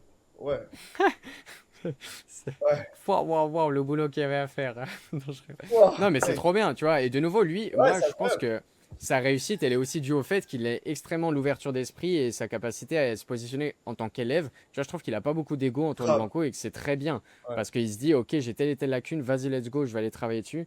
Hmm. Et ça, c'est trop fort, je pense. Et là, le fait qu'il travaille là-dessus avec Anaïs aussi, ça peut que lui apporter du bien. Ouais, Donc, ouais. ouais, très fort. Vas-y, je te laisse Tu me dirais. concentrer sur la création de contenu, on est parti en vrille. Ouais. Moi, ça m'intéresse d'avoir ton avis sur comment est-ce qu'on peut avoir un personal branding haut de gamme, surtout pour les profils du coup en B2B. Comment est-ce que tu peux créer à la fois ce côté authentique, mais à la fois garder ce côté haut de gamme à étiquette premium? Hmm. C'est marrant ça parce que il y a un Américain qui en parlait et tu dis pas mal ce truc-là de t'as plein de petits détails de persuasion euh, que tu peux faire ressortir sur ton compte, tu vois, qui vont donner une image premium. Typiquement, euh, le mot premium dans le milieu haut de gamme est fait cheap, Hmm. tu vois. Donc déjà, tu sais déjà, parce que en fait, moi j'ai bossé avec justement sur son personal branding des conciergeries de luxe et tout, un mec qui était concierge de luxe, il me dit le mot premium, ou attends, c'est inversement, ouais, c'était le mot premium, pardon, qui fait cheap en fait, tu vois. Parce que ça a été utilisé par VIP, premium, les trucs de boîte et tout, genre, tu vois. C'est déjà un mot Ouais. qui, déjà lui, dans sa perception, pour des mecs dans le luxe ou dans le haut de gamme, est éliminatoire, tu vois. Et comment du coup, Et plus concrètement, tu peux dans ton ouais, profil ou dans ton contenu essayer d'avoir quand même ce côté haut de gamme? sur le profil, je mettrais une genre t'es pas obligé déjà de montrer de tout ce qui est grosse voiture, etc. Et si tu le montres, il faut que tu fasses ressentir que c'est quelque chose de banal pour toi. Et que t'aies pas besoin de le montrer pour les autres, tu vois. C'est une bêtise. Il y a un mec qui en parle, c'est Adam Cards, il en parle beaucoup. Tout son contenu est basé là-dessus. Mais par exemple, un truc que j'ai vu, c'est au niveau des covers de story. Je te dis une bêtise. Cover de story, si tu fais des stories cover à la Canva, c'est pas optimal du tout et ça fait un peu cheap. Tu vois. Vaut mieux partir sur quelque chose de plus humain. Ouais. euh, tu Plus vois, lifestyle et tout, ouais. lifestyle et dans ton lifestyle, putain, en fait, c'est dur de le montrer sans image, tu vois, il faudrait que je fasse des comparaisons, que je te sorte les docs et tout, mais même dans tes carousels, tu vois, tu peux genre, en fait, c'est comment tu prends la photo, par exemple, dans les carousels ou des choses comme ça, tu vois, quand tu montes du lifestyle, euh, t'as plein de trucs. Dans les réels, c'est très compliqué à faire, mais c'est plutôt image, ta photo de profil, ta photo de profil, elle est ultra importante, tes covers de story. En fait, là, on parle plus sur du branding, je pense, en termes de perception premium. Tu vois? Mm. Perception premium, c'est vraiment ça, et c'est comment tu prends tes photos, en fait. Je pourrais pas Ouais. dire le truc si je montrais Non, pas, mais parce que c'est vrai, ouais. sans l'imager, Aussi, c'est compliqué, mais c'est plein de petits concepts en fait qui s'accumulent et que du coup, ça rend le truc plus haut de gamme. C'est c'est comme le ça, en truc, fait. quand c'est quelqu'un d'autre qui te prend en photo plutôt que toi-même, ça fait la différence, tu Exactement. vois. Et que Voilà. c'est dans ton Ouais. quotidien et que c'est pas genre prévu pour prendre une photo ou ce genre de concept. Exactement, ou dans une photo où tu es en groupe, le fait que tu vois tous les regards sur toi, ça donne une valeur perçue, tu vois, Ouais. direct dans l'image, inconsciemment, où ok, c'est toi l'élément principal, tu vois. Euh, Mhm.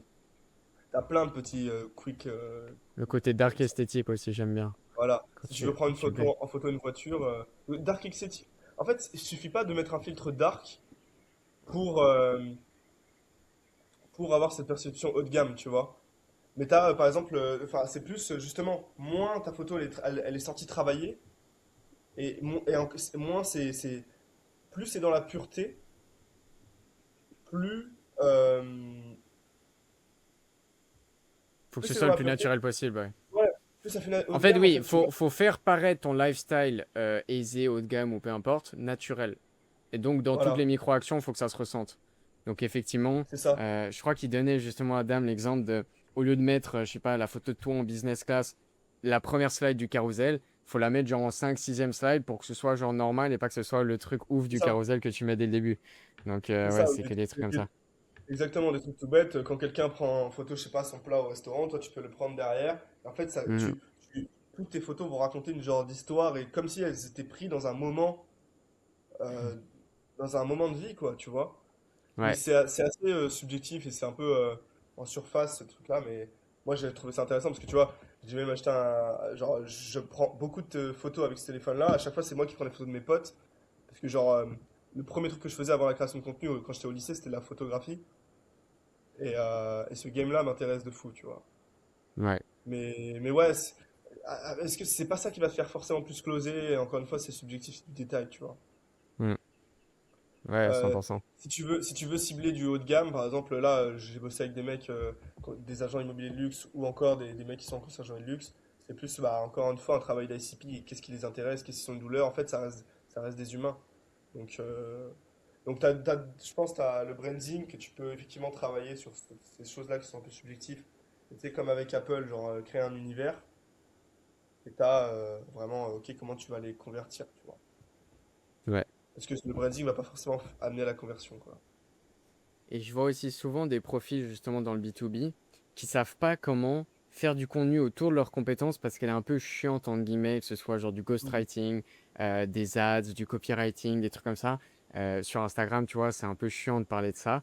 Et je pense que ces profils-là, justement, c'est d'autant plus important qu'ils fassent du format Talking Head et qu'en fait, ils fassent une grosse personal brand qui va indirectement les ramener sur leur offre parce que les gens ils vont se dire ok il fait quoi lui, ah ok il fait ça et petit à petit tu bâtis une brand en parlant un peu de ton sujet mais pas non plus en faisant que des posts tu vois parce que ils font des accroches du style je sais pas comment baisser ton coût par lead de 30% etc mais le truc c'est que Mhm.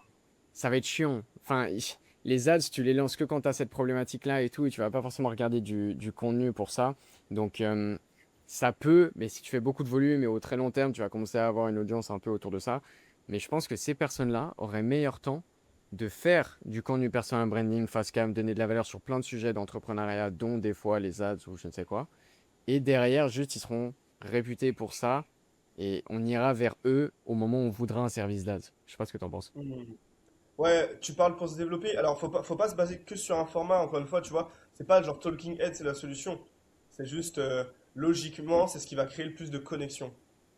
Mais peut-être Mhm. que dans un an, ça va être. J'en sais rien, gros. Peut-être que dans un an, on verra comment ça évolue. Mais tu vois ce que je veux dire? C'est juste, c'est arrivé Non, parce ouais, que ça c'était crée. surtout pour dire personal brand plus que talking Ouais, head, c'est vrai, mais juste qu'ils c'est développent ça. leur personal Mais brand et que la pour se conséquence, développer, ce soit leur service. le conseil que j'aurais pour ces gens-là, c'est de pas s'enfermer dans la technicité de leur niche et commencer à prendre des sujets qui sont indirectement liés à leur niche. Par exemple, je sais Ouais, pas, ouais, t'as une idée de niche 100%. là? T'as une idée de niche, par exemple, Bah, prenons le sport, ouais. c'est souvent le plus simple. Le sport? Ouais, c'est souvent le plus simple. Ou tu veux prendre une niche B2B, justement. Ouais, ouais, une niche B2B, je suis plus Ok, intéressé par une bah, niche B2B. copywriting alors.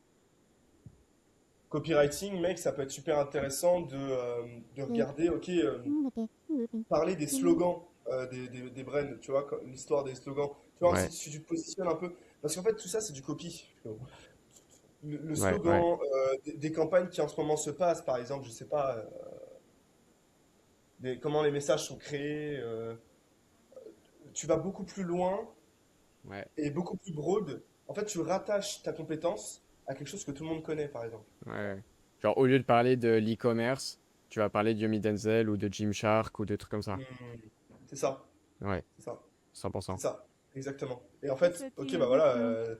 et tu sais, après, tu as différentes Ouais. typologies de hook par T'es là pas de curiosité temps, ou je par te preuve, mais paye.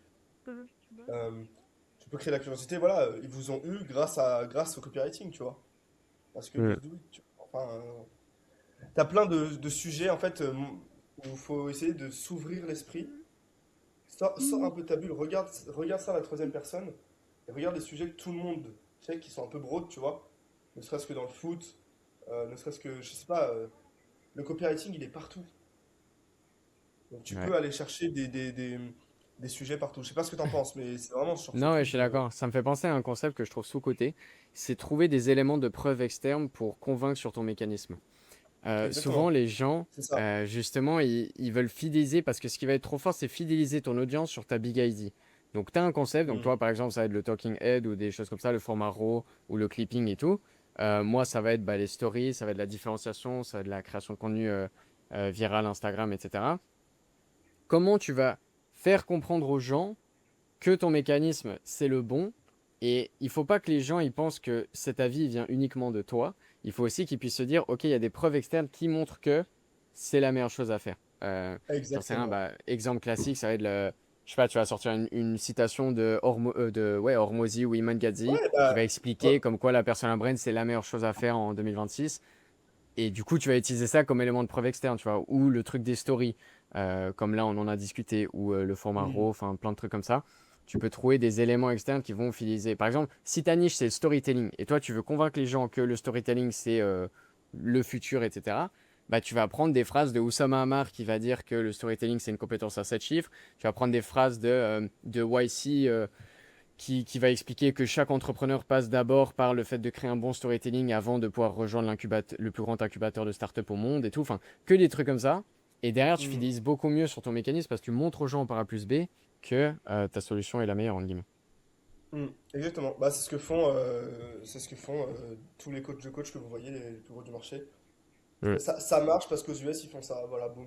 Tu vois. Ça marche parce que aux US, ils font ça et eux, là-bas, font 300 cas par mois. Donc, vous voulez faire 300 cas par mois?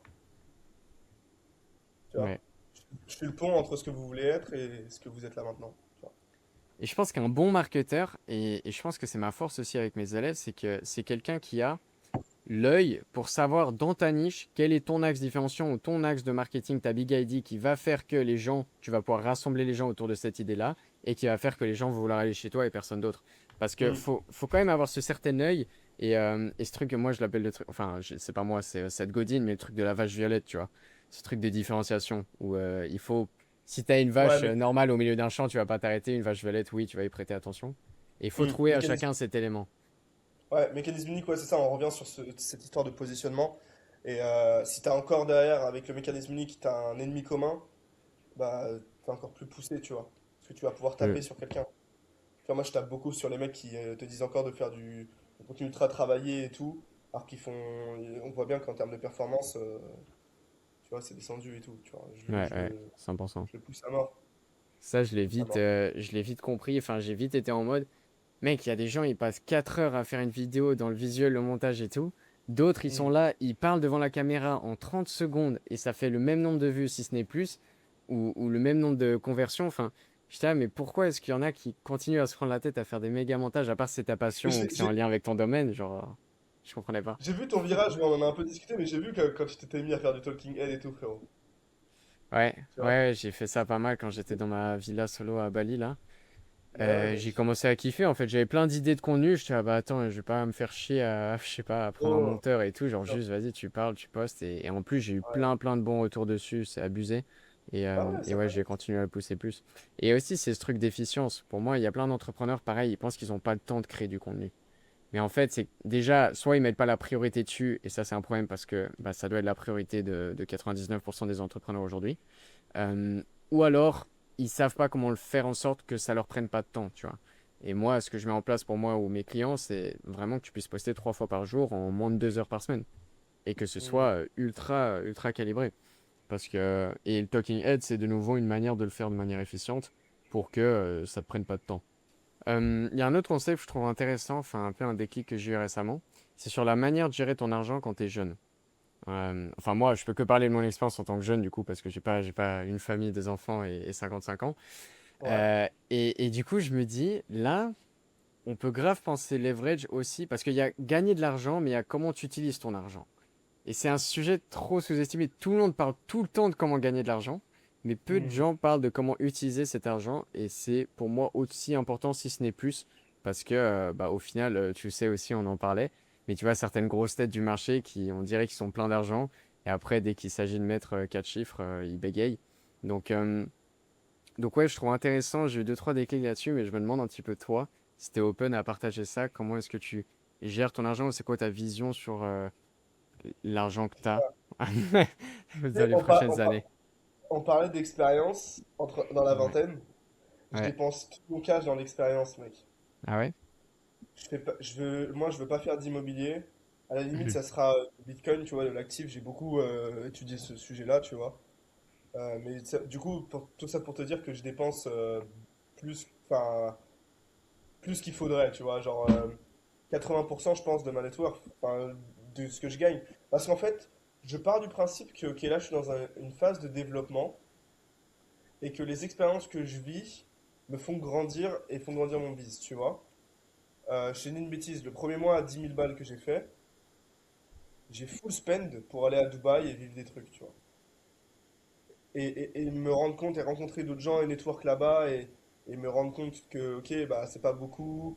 En fait, juste sur l'ouverture d'esprit, tu vois, et l'expérience que j'ai eue, mec, je suis revenu broke, mais putain, c'était génial, mec, tu vois. Ça m'a tellement ouvert l'esprit sur genre, tu vois, quand ton pote qui l'a même ville que toi, tu vois, t'as fait 10K dans le mois et lui, ça fait 2 mois qu'il te dit de venir à Dubaï et il te monte un Revolut où il fait 7K sur la journée alors que toi, tu l'as fait sur le mois, tu vois. T'es là en mode, d'accord, ok. Tu vois, genre, Ouais. ok, genre, ça, c'est possible en fait, tu vois. Ouais. Donc ça Ouais. m'a débloqué sur les croyances limitantes que j'avais sur l'argent. Maintenant, je signe des deals à 4, voire 5 chiffres sur le clipping, tu vois. Bah, ça me fait plus rien. Enfin, tu te détaches un peu. Ça fait plaisir, mais tu te détaches de ça. Et tu te détaches aussi de quand tu dépenses ton fric, tu vois. J'ai une bêtise, en plus, moi, je suis grave dans ce truc de... Bah, en fait, je développe ma personal brand. Donc, je pars du principe que c'est ça qui va me rapporter de l'argent. C'est ça qui a de la valeur pour moi. Parce que je veux me dire que tant que je suis vivant, c'est un truc qui va me tirer de l'argent. Donc, du coup, si je me dis qu'elle va me rapporter de plus en plus d'argent parce que je fais les efforts pour, qu'est-ce que ça change d'avoir là tout de suite 7 000 € sur le compte ou 3 000 balles, tu vois? Mhm. Bien, je all-in, au pire, ça veut dire que le mois prochain, je me démerde pour faire plus encore. Tu vois ce que je veux dire? Ouais. Si sur 10K que je gagne sur le mois, il me reste 80% de marge, donc 8 000, tu vois, sur ces 8 000, je spend, en gros, mon lifestyle de base, il me coûte 2K, et après, je spend le reste. Mhm. Bah, mec, c'est ok, tu vois. Il me reste genre 1K de côté, même pas. Bon, bah, c'est pas grave. Genre, Et je pense que dans sa vingtaine, pour moi, faut pas écouter sa daronne. Faut pas écouter sa mère qui veut que tu la ouais, joues ouais, c'est safe. ça. Là, mec, la vingtaine, faut y aller all-in. À partir de 30 ans, ok, Ouais, t'as une famille, tu ah, commences à la jouer ah, un peu plus safe. ouais, c'est ça. Mais mec, au début, faut y aller Faut y aller all-in. all-in, faut all-in, gros. Et tu pars du principe que, mec, démerde-toi pour faire juste plus d'argent, tu vois, que ce que tu faisais le mois dernier. Et évidemment qu'il y a un mois où peut-être que, comme ton business est en dents de scie, tu vas être ric-rac, tu vois. Mais c'est pas grave, parce que si t'as déjà atteint du 20K et que il y a un mois où tu redescends à 5, c'est pas grave, mec. Juste un peu moins d'argent, mais. Mec, en fait, moi, je me suis rendu compte de mon niveau de vie de base, frérot, où genre, je suis heureux avec. Heureux, non, mais je survis avec 1 200, tu vois, si je fais pas trop le con. Surtout que là, je vais lâcher mon appartement, c'est-à-dire que j'aurai plus de loyer à payer. Mhm. Mec, j'en ai à faire, mec. Que j'ai 8K ou 10, viens, on va chercher les 100 et au pire, sur les 100, je peine 50 dans un mastermind.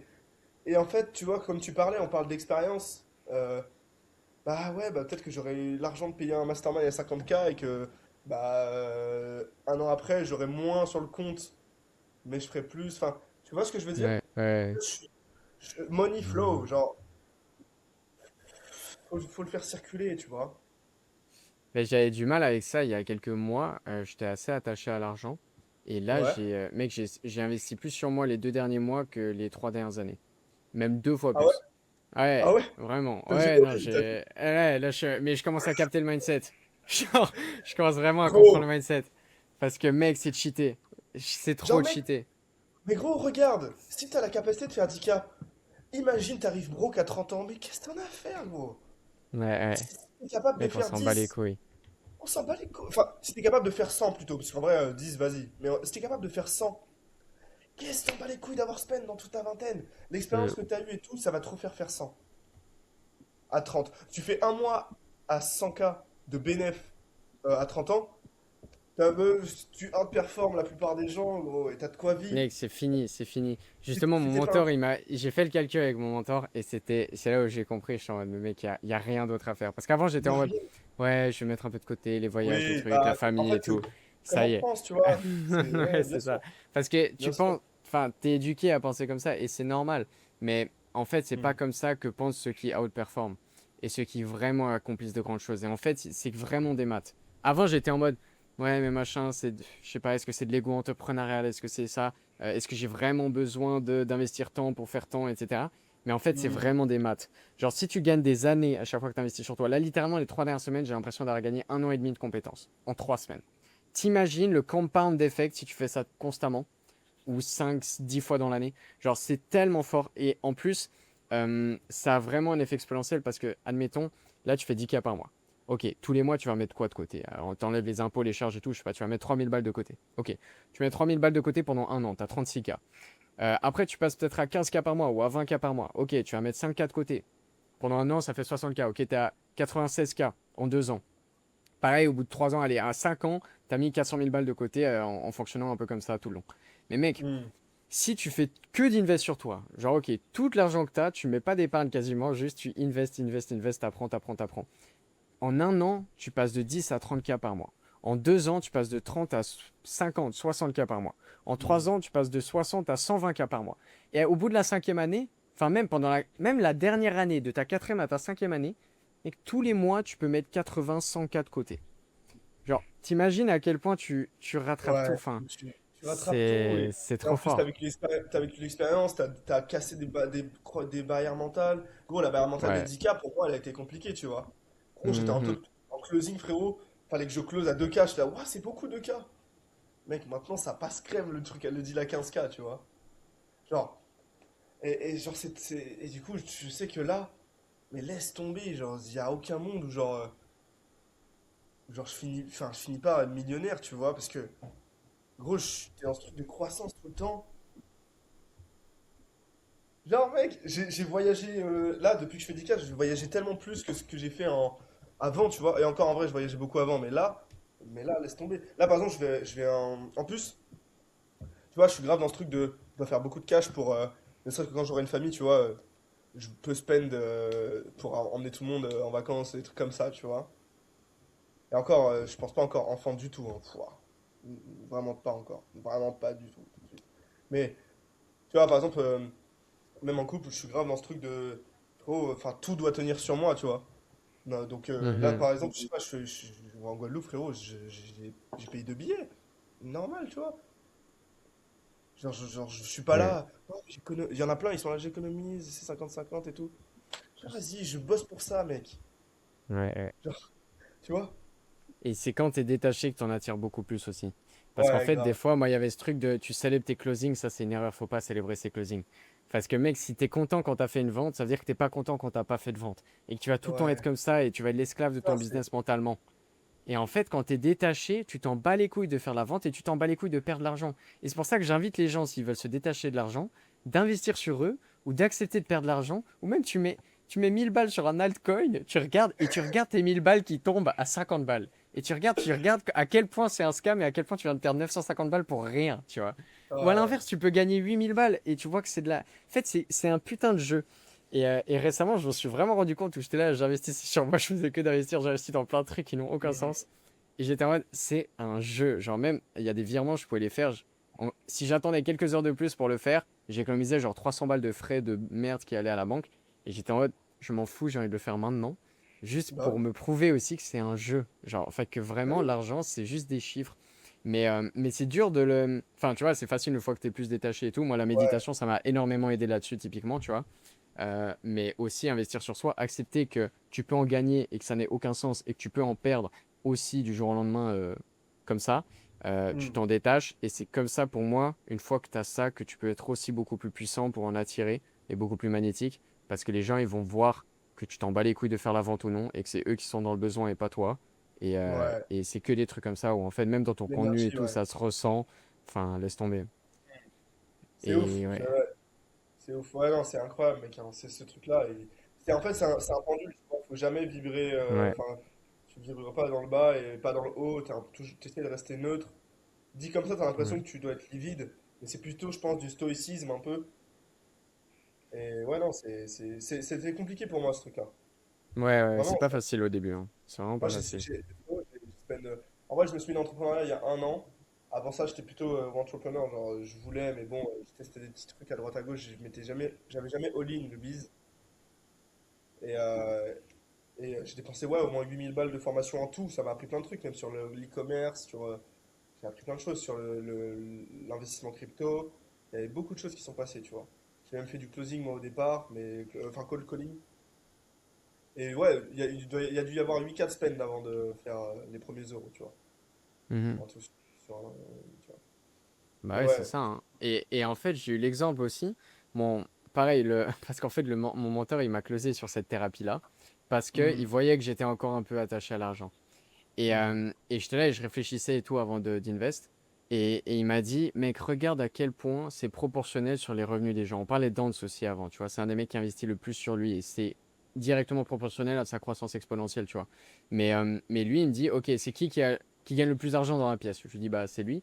Il dit, ok, j'ai investi combien sur moi? Je dis 250 000. Il dit, ok, c'est qui gagne le deuxième plus d'argent dans la pièce? Je dis, c'est Flo. Et il dit, Flo, t'as investi combien sur toi? Il dit 150 000 euros.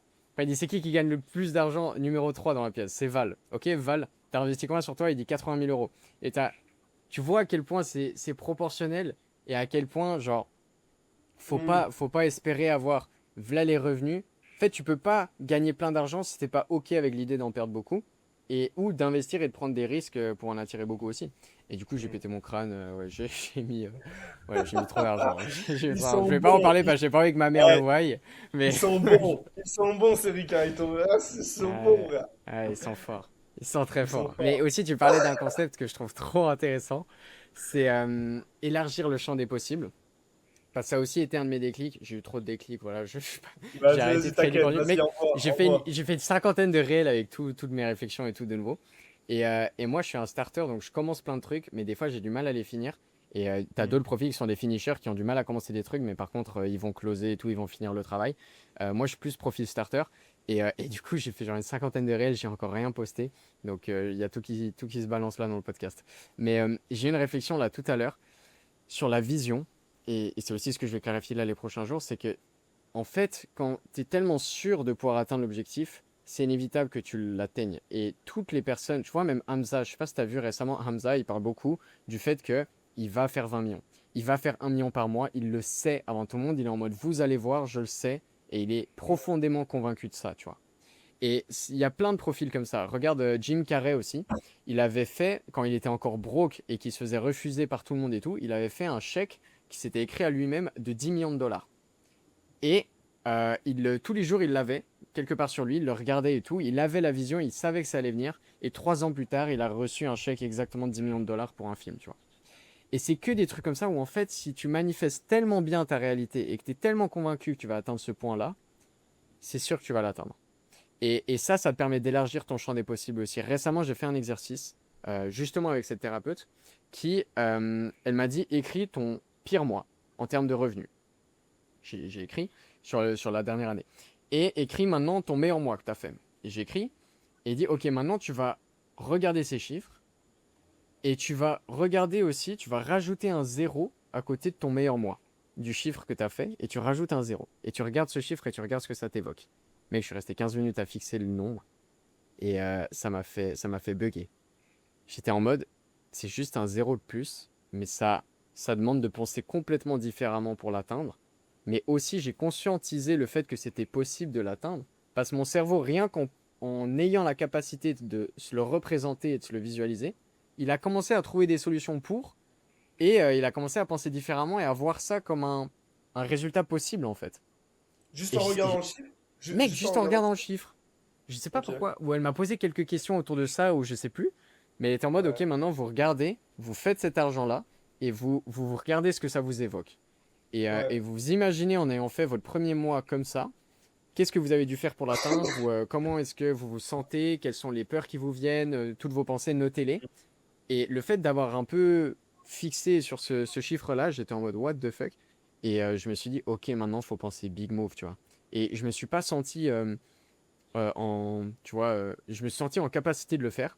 Je me suis juste dit, je me suis même pas dit ça va demander beaucoup plus de travail. Je me suis juste dit ça va demander de travailler différemment. Hmm. Et là, j'ai envie de réfléchir aussi à comment est-ce que je peux travailler différemment pour que ce genre de choses viennent à moi. Et je trouve ça Ah, trop intéressant. tu kifferais le livre 10X More Than Ouais, machin. C'est un peu dans le le même Grand délire. Cardone. Et, et c'est marrant parce que moi, j'avais appelé, avant de faire mon premier mois d'IK, gros, j'avais appelé Hans. Je dis, gros, je Ouais, sais pas, ça bloque et tout, c'est chiant. Et il me disait que lui, quelqu'un lui avait dit, est-ce la personne que tu es à déjà 30K par mois, comment elle agirait? En fait, ouais, ça ouais. change tout. Dans ton, comme tu disais, ne serait-ce que dans tes appels de closing, dans ta manière de fonctionner. Tu sais, peut-être dans ton business, tu vas penser à des actions cash maintenant plutôt que réinvestissement, tu vois. Nous, ce qu'on fait beaucoup dans l'agence, elle ne me rapporte pas énormément d'argent parce qu'on réinvestit. Tu vois, frérot, on est en networking, on paye des matchs, des places de football à des gens, tu vois. Pour que, tu Ouais. vois, on paye un club, des clubs privés d'entrepreneurs à Paris, ça coûte 3K la place, frérot. Mais tu finis par manger avec des gens importants. Là, on est allé en boîte avec le business manager de Snoop Dogg pour un des clients. Ouais, c'est nimp, tu vois. Genre, mais enfin, ouais, je me suis perdu, mais grosso modo, ouais, Du coup, tu prends des décisions qui sont pas non plus cash now, tu vois. Qui sont plus long Ouais, terme. ouais. Tu vois, je réfléchissais à ça, par exemple, frérot. Regarde, mec. Je parlais avec un client, justement. Là, d'ailleurs, il va arriver sur le contenu, là, on commence à préparer son content et tout. Genre, c'est un gars, il a une agence à plus de 100K par mois, tu vois. Full ads et tout. Et il me disait, en fait, tu vois, pour tout ce qui est, même dans tes objectifs, ou tout ce qui est, par exemple, on faisait le parallèle avec la LTV client, parce qu'on réfléchissait à ça et tout. Et tout le monde se donne un objectif sur le mois, personne pense à l'année. Et en fait, quand tu penses à l'année, gros, tu te dis, le client que j'ai eu en janvier, comment il peut me rapporter du cash sur tout le long de l'année? Genre, d'accord, je l'ai accompagné 3 mois, mais vas-y, qu'est-ce qui se passe après, genre, tu vois? En fait, le gars que tu signes pour 3 mois, fais genre tu le signes pour un an, tu vois? En fait, quand tu vois tout à l'année, genre, viens, on fait pas 100K par mois, mais on fait un M2 sur l'année, en fait, tu vois? Et genre, du coup, même en termes d'objectifs, je pense que pour voir encore plus long terme, faut, faut l'objectif macro sur l'année, même sur les 4 5 ans, mais disons sur l'année, c'est bien déjà. Et micro, c'est genre sur le mois, tu vois. Et tu peux te permettre aussi d'avoir des mois dans le parce que peut-être qu'il y en a un qui va. Le but, c'est de stabiliser, mais tu vois ce que je veux dire? Ce truc de voir le CA sur l'année. 100%. Et même là, justement, je suis en train de voir sur 3 ans. Je sais plus qui disait, les gens surestiment ce qu'ils peuvent faire sur un mois ou un an, mais ils sous-estiment ce qu'ils peuvent Ouais, faire sur 10 ans. Je crois c'est que c'est un grand Oussama. entrepreneur. C'est Oussama, ouais? C'est Oussama, ouais. Attends, Sur le podcast avec les chaussettes, là, il disait ça, je crois. Ah ouais? À l'époque, Ok. avec Théo Lyon. Mais je sais même pas si ça vient de lui de base. Je crois que ça vient d'un des top 5 entrepreneurs du monde, là. Ah, C'était pas un peut-être. Steve Jobs ou je sais plus, ou Elon Musk. Bah, Elon Musk, typiquement, il réfléchit comme ça aussi. C'est hyper intéressant. Il prend son objectif de 10 ans et réfléchit à comment le faire en 6 mois. Hmm. Et il dit, genre vraiment, sincèrement, comment le faire sur 6 mois. Et ensuite, il dit, tu vas sûrement pas arriver à l'objectif que tu t'étais fixé sur 10 ans, mais tu auras au moins fait beaucoup plus que ce que tu étais censé faire sur 6 mois, tu vois. Hmm. Parce que tu te mets comme deadline, bam, ton objectif de 10 ans en 6 mois. Et je pense qu'en vrai, on peut l'écouter, ce mec-là. Donc, en termes de productivité et Ah, d'accomplissement en peu de temps. Donc, c'est ultra intéressant de penser comme ça. Et là, justement, moi, c'est un peu flou sur 10 ans. Sur 3 j'ai une idée assez claire. Mais ouais, enfin, de nouveau, je me répète un peu, mais j'ai vraiment envie là d'aller bosser là-dessus parce que je me dis, tu veux te mettre une vision sur 10 ans? je vais mettre 3 mois, 1 an, 3 ans, 10 ans. Je Waouh. peux Ah ouais? Ouais, 10 ans, pareil, j'ai toujours eu de la friction à mettre sur 10 ans parce que j'étais en mode je ne peux pas, à la vitesse entre guillemets à laquelle je vais à mon échelle, Je peux pas me projeter sur 10 ans parce que tout va tellement vite, tout peut changer. Mais je pense que avoir, tu sais, une sorte d'étoile polaire où tu Ouais, te faut un dis, je cap. veux que ma vie, tu vois, je veux que ma vie, elle ressemble à ça. Parce que là, j'ai 20 ans, Ok, dans 10 d'accord. ans, j'aurai 30 ans et que j'ai une image claire de mon idéal de vie à 30 ans. Hmm. Je pense que ça peut être Ah stylé oui. quand même, d'avoir quand même Moi, ce. je l'ai à 5 tu vois, genre, le Hmm, vision board, il est là, il est sur l'année. ok. Et genre, mais j'en ai un autre qui est sur 5 ans, mais c'est vrai que j'ai pas réfléchi à 10 tu vois. 10 ça me paraît très très loin. Mais du coup, tu mets une étoile polaire un peu plus loin. En vrai, ce qui est carré, tu vois. Mais c'est vrai que j'aurais toujours réfléchi à Mais 5 ans, moi. Et même pourquoi est-ce qu'on s'autoriserait pas à penser sur, littéralement, bah, comme je disais avant, la version de toi qui a 80 ans. Genre, imagine-toi là, sincèrement, fais un exercice d'introspection où tu t'imagines toi à 80 ans, tu fais un step back sur toute ta vie. Qu'est-ce que tu as voulu atteindre? Qu'est-ce que tu as mis en place? Quelles sont les sphères que tu veux le plus développer? Quelles sont tes priorités? Qu'est-ce que tu veux avoir? Qu'est-ce que tu veux ressentir quand tu regardes ta vie en arrière, tu vois? Enfin, je trouve on s'autorise pas aussi assez à penser, à introspecter, à regarder deep, deep, deep, autant dans le business, mais dans soi-même Ah, mais aussi, pour se dire, frérot, bah, ça te met une pression de malade toute ta vie de faire ça, gros. tu trouves? Ouais, ça me rajoute de la bonne urgence, hein. Ouais. Imagine, là, on te montre une photo de toi dans 10 ans, genre Mais en littéralement, fait, c'est une ah, projection, on te voit toi avec 100 millions sur ton compte. Même 1 milliard, admettons, j'en sais rien. Là, on prend ouais, ouais. l'objectif financier, mais ça peut être tout. Et tu sais avec certitude, genre, je suis le toi du futur qui vient te voir et qui te dit, là, t'as fait 100 M. T'as fait 1 milliard. Imagine Hmm. la confiance que ça te donne dans le fait de faire des grandes choses et de commencer à penser différemment pour les Ah atteindre. oui. Bon, ça c'est vrai que du coup, j'avoue, je l'ai déjà un peu. Mais je pense qu'elle est plus travaillable, c'est clair. Mais je m'autorise au fait qu'elle peut changer, qu'elle peut être mieux, tu vois. Mais ouais, ok, je vois. Mais si je te dis, genre, j'ai jamais fait la projection sur 10, je l'ai fait sur Ouais, je 5. comprends. Je Parce que comprends. je trouve que c'est une échelle qui est plus maîtrisable et qui donne une genre de grosse FOMO. Mais c'est intéressant. Bah, c'est déjà bien, hein, c'est qu'il y a un énorme pourcentage de gens qui n'ont même pas une vision claire sur 1 an, 5 ans. Enfin, Ouais, c'est ouais. déjà un bon travail. Ah, mec, moi Moi, j'ai fait justement, je veux faire, pousser le truc au max, mais en vrai, c'est trop moi, bien. j'ai fait faire un vision board, tu vois. J'ai des gens autour de moi, tu vois, ils me disent ah, mais je veux cette ville-là, je veux cette ville-là. Sauf que t'es dans des études, frérot, qui sont pas du tout, qui correspondent pas du tout à ce que tu veux. Ouais, ouais. Et du coup, le gars, par exemple, c'était un ami à moi, il a eu son diplôme, mec. Il dit ah, mais attends, mais je fais quoi maintenant? Parce qu'en fait, toute ma vie, depuis que je suis petit, gros, c'était d'avoir mon Ouais. diplôme. Enfin, c'est quoi maintenant? Je vais faire un vision board, tu vois. Je trouve que les vision boards, c'est trop, trop bien. Hmm. Genre, tous les ans, Ouais, je le non, fais. il y en a, ils tombent de haut, hein. Le, Et c'est pour le ça, vision, ouais, ouais, disais. le vision board que j'ai fait l'année dernière, je l'ai réussi, tu vois. Là, vas-y, celui de cette année, il a changé un peu par rapport à la situation du monde, là. Mais dis-toi, il y avait l'expatriation Dubaï, ça va tellement changer en expatriation Panama, Hmm. frérot. Ouais, Mais enfin, expatriation tout court, c'est déjà bien. ouais, ouais, ouais. Mais mec, mais Mais, justement, en fait, pour moi, c'est le genre de truc. Enfin, ok, là, vas-y, je vais prendre 5 7 jours off, je vais pas faire une semaine à 10K et tout, mais en vrai, je m'en bats les couilles parce que je veux juste commencer à penser différemment et penser long terme et penser vision parce que je pense que c'est un travail que tu dois faire. Et même Kanye hmm, West, il en parle beaucoup. Je sais pas si tu as vu des interviews de lui ou des clips où il dit il sent profondément, il affirme qu'il est Dieu sur Terre, tu vois, qu'il est l'incarnation de Dieu. Genre, et ça va trop loin. Mais t'imagines la confiance avec laquelle tu abordes les choses dans la vie quand tu crois profondément que t'es Dieu, mec. Genre, ouais, t'as mais, aucune non. barrière. Alors, faut pas que, Ouais, de mais nouveau, faut pas que ça gros, devienne un ego trip et tout. ouais, Mais imagine. En fait, pour moi, je trouve ça trop fort. En vrai, il a trop compris. Genre, je peux tout pas, le je monde le peux. critique, mais je capte ce qu'il veut dire. Baptiste, c'est parce que t'as pas vu ce qu'il a fait, frérot, mais c'est un putain de. Il a sorti des dingueries autres que ça, genre, mais des dingueries genre racistes et tout, frérot. Ah oui, non, mais je sais que sur d'autres Ouais, aspects, il y a clairement des bonnes raisons de le critiquer, hein. donc Mais en sur fait, cet moi, aspect-là, tu vois, en typiquement, moi, vrai. c'est un gars qui, pour moi, est parti trop loin, tu vois. Ouais. Genre, trop loin, trop perché, c'est bon, c'est fini, le cerveau disjoncté, genre, tu sais, c'est le mec il va finir moine, tu vois, ça, c'est trop loin. Pour moi, ça, c'est trop loin. Le bouc, il est trop loin, il est parti en vrille. Toi, tu penses que c'est une mauvaise chose de finir moine? C'est trop perché? Bah ouais, bah, putain, ouais, hein, bordel, quoi. En fait, Moi, je sais j'adore, il y pas, a. Ouais, c'est quoi? Bah, faudrait que. Putain, j'ai hâte d'avoir 80 ans pour voir si ça se trouve à 80 piges, je suis moine, tu vois, mais. Je sais Bah mec, dis-toi, pas. les vieux, qu'est-ce qu'ils font tous les vieux? Avec toute Oui, l'expérience de vie qu'ils ont, au final, ils reviennent aux choses simples. Les promenades, les puzzles, les repas de voilà, mais famille et tout, tu vois. est-ce que c'est pas à ce moment-là que justement tu vas dans la spiritualité, mais du coup, y penser maintenant et. Je sais Bah, pas, gros. je sais pas, En c'est plus, comme moi, si tu à vois, ce il y a. moment-là, ils vont tous dans le business. Admettons, à 70 ans, tous les vieux, ils vont dans le business. Bah, tu te dis, autant le faire à 20 ans parce que tu prends une longueur d'avance aussi, tu vois. Enfin, je sais Ouais, c'est pas, vrai. je trouve ça marrant. Mhm. Mais de nouveau, chacun sa vision du truc. Mais, Ouais, euh, ouais.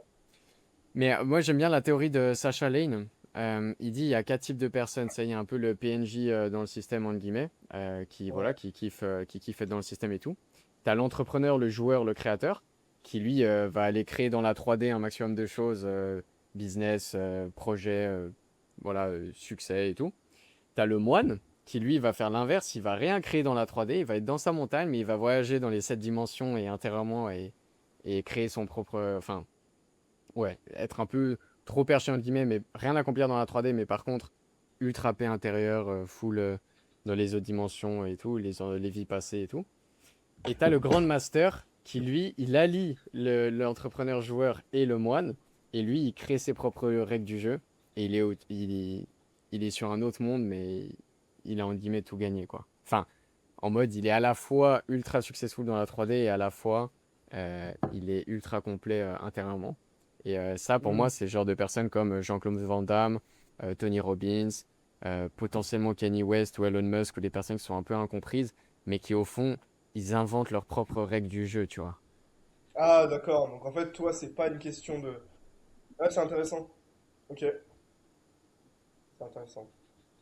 Et moi, mon but, c'est d'être un grandmaster. Et en vrai, je pense que dans le parcours entrepreneurial, dans la société dans laquelle on est en train d'évoluer, il y a plein de gens qui se foutent full focus entrepreneuriat. Et moi, je pense qu'au-delà des quatre types de personnes, il y a un parcours.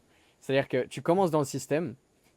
Ensuite, il y en a, bam, ils vont un peu s'éveiller à la voie entrepreneuriale. Ils vont se dire, let's go, je vais sortir de ça, je vais faire de l'argent et tout. Ils passent des années là-dedans, ils charbonnent là-dedans et tout. Et au bout d'un moment, ils attirent beaucoup d'argent à eux et tout. Et ils se rendent compte que l'argent, c'est pas tout. Des réalisations et tout, genre comme Yomi Denzel, comme tout plein de gens du marché. Hmm. Même Antoine Blanco, il le dit, il a reçu son premier million, il était déprimé, hein. Même les gens qui gagnent des Oscars, je crois qu'à 80% d'entre eux, ils rentrent chez eux, ils pleurent le soir. Ils sont Ouais, dépités. ouais, ouais, ouais. T'imagines? Ouais, Ils sont en mode, je ils le vois s'étaient même, je le vois tellement même. fait une vision. En fait, c'est ça, c'est que je pense que c'est le fait de s'attacher au résultat, c'est vraiment pas bon et de se dire.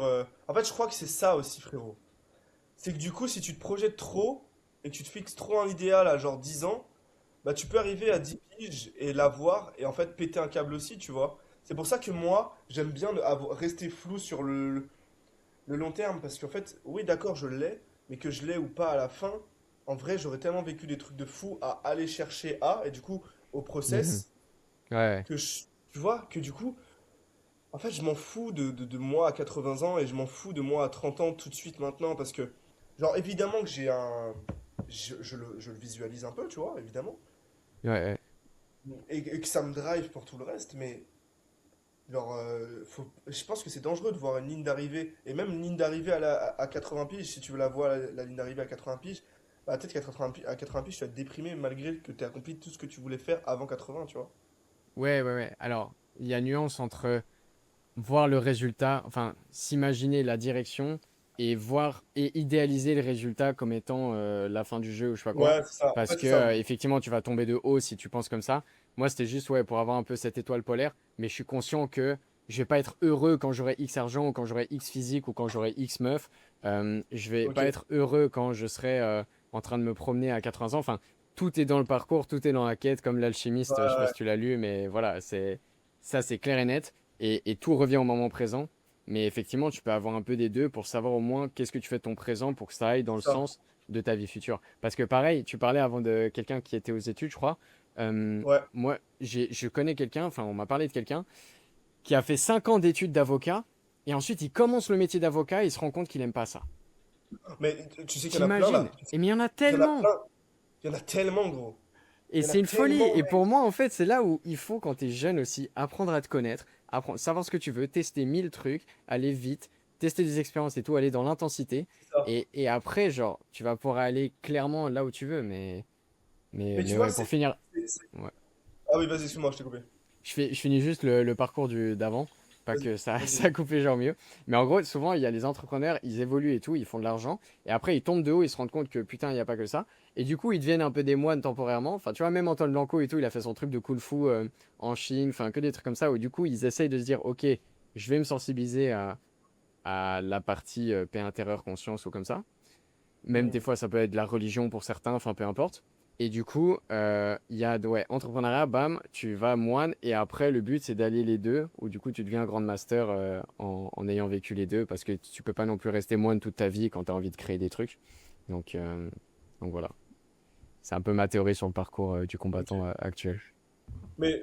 Mais tu vois, on revenait au fait de actionner et tester plein de trucs. Ça, c'est tellement vrai. Je l'ai tellement appliqué, moi, dans le business avant de trouver ce que je kiffais vraiment. J'ai testé plein de petits business. Je me suis rendu compte que, en fait, tout ce qui centralisait, c'était la création de contenu, c'est ce que je kiffais faire, etc. Enfin, tester des choses, genre, mec, les gens testent pas assez. Et c'est tellement triste. Et Mm. j'en ai vu tellement partir dans les études qui, au final, bah, t'arrives et t'es pas heureux, mec. Et du coup, c'est pour ça que ma philosophie, c'est vraiment action va créer de l'information. Donc c'est vrai que du Ouais, coup, ouais, peut-être je ouais. suis trop dans l'autre extrême où genre je réfléchis pas assez. Et nique sa mère, genre. En fait, Non, mais t'as l'expérience m'a raison. tellement, tu vois, m'a tellement plus apporté. En fait, l'expérience m'a tellement plus apporté que la réflexion que Mhm. je te jure, mec, des fois, tu peux péter un câble à quel point je réfléchis pas, tu vois. Ouais, ouais, Enfin, ouais. Mais en tu vrai, vois, t'as par exemple, raison. Pour le tu business, vois, c'est mieux. mec, genre, même Franchement. pour la. Et, tu vois, spiritualité, machin, les trucs de. Putain. Gros, je réfléchis pas, mec, je. Tu vois, j'actionne, tu vois. Et c'est trop important, gros. Ouais, Pour moi, bah, ouais. Pour moi, c'est enfin, l'équilibre de nouveau. Parce que ouais, c'est ça. moi, Peut-être, hein. justement, je suis l'autre extrême où je peux être trop dans la réflexion. Et alors Hmm. que je sais que je peux faire plein de trucs, mais des fois, je vais pas être assez dans l'action. Mais je sais aussi que bah, si t'es trop dans l'action, des fois, tu peux Ouais, tomber de haut. Mais, ouais. mais quand t'es jeune, je suis d'accord que c'est une bonne chose. Et aussi, des fois, faut aller voir En les fait, choses par soi-même. Parce que oui, tout le monde peut te dire, ça va rien changer à ta vie quand tu seras riche, mais parfois, tu as besoin de le vivre pour le comprendre, tu vois. hmm, Et c'est ouais. que des trucs comme ça. Prends-toi là-bas, Mais là, mange-toi le mur et tu verras.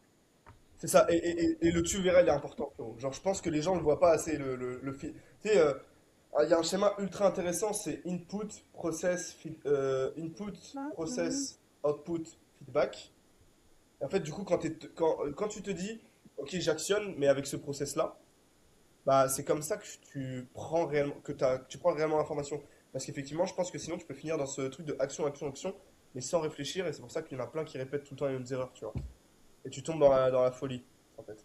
Tu vois, genre input, ok, process, output, genre, peut-être, moi, j'ai fait un lock-in en septembre, sous Red Bull et sous truc, bah, l'output de ça, il y a eu du chiffre, mais l'output aussi, ça a été négatif sur ma santé, tu vois.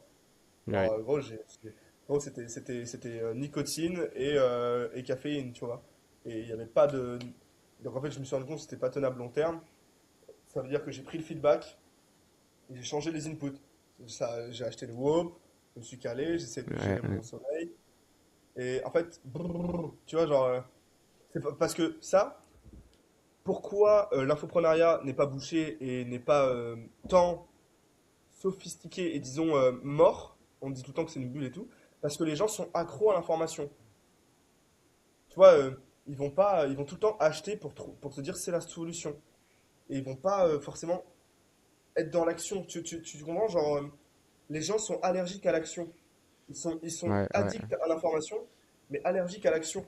Et donc c'est pour ça C'est que moi vrai. je préfère prôner l'extrême inverse d'être en action, quitte à ce que le mec il output un truc de mauvais sur sa santé, mais que du coup, comme il a ce truc de feedback, il va se dire bah d'accord, là j'ai foiré, mais tu vois, plutôt que.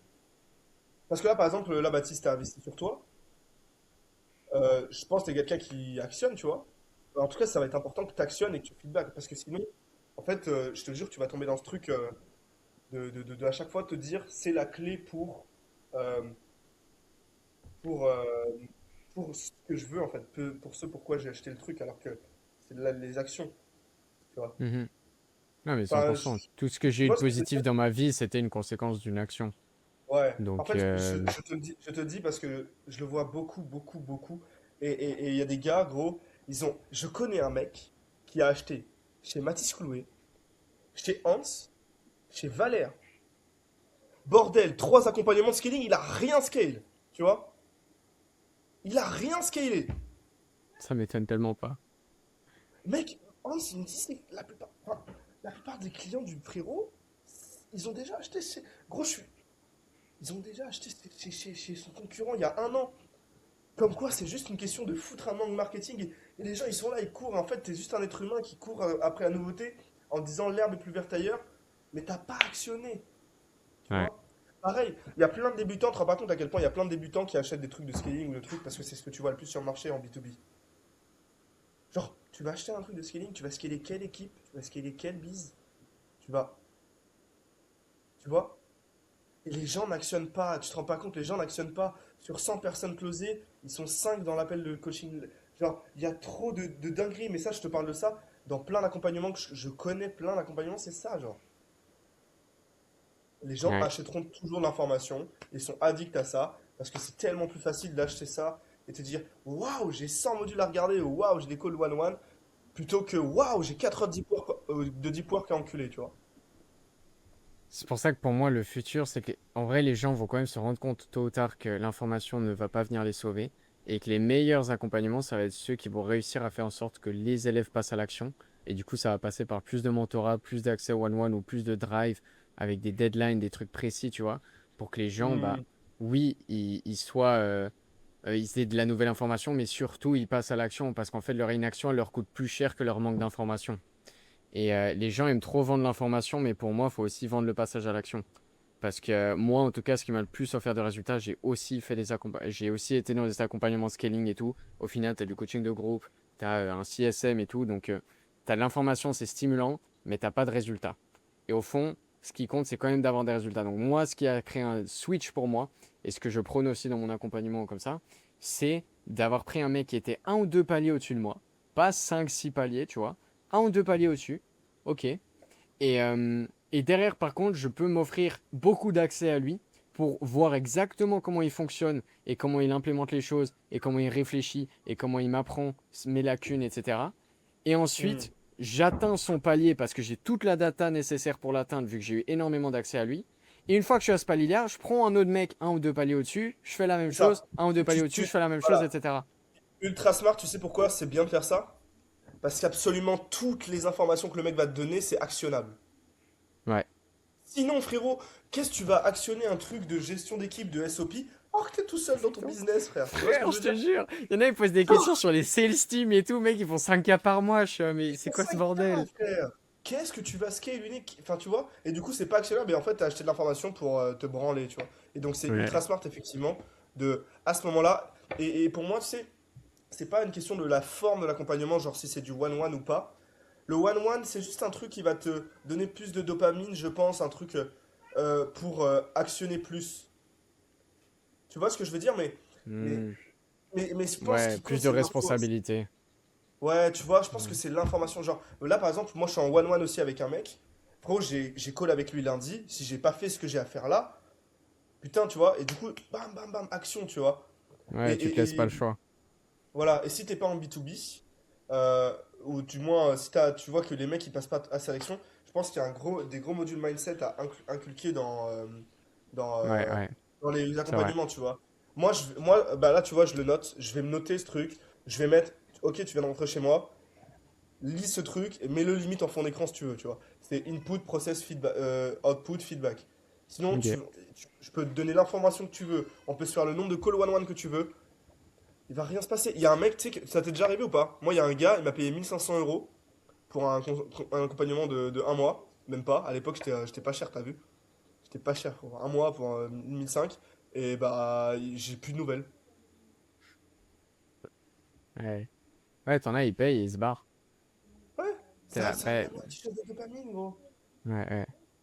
Ah, Ils changent de plan et tout, ils disparaissent. les gens achètent de manière irrationnelle et justifient par De par l'émotionnel. le biais de confirmation de manière rationnelle, tu vois. Ouais, Vraiment, genre.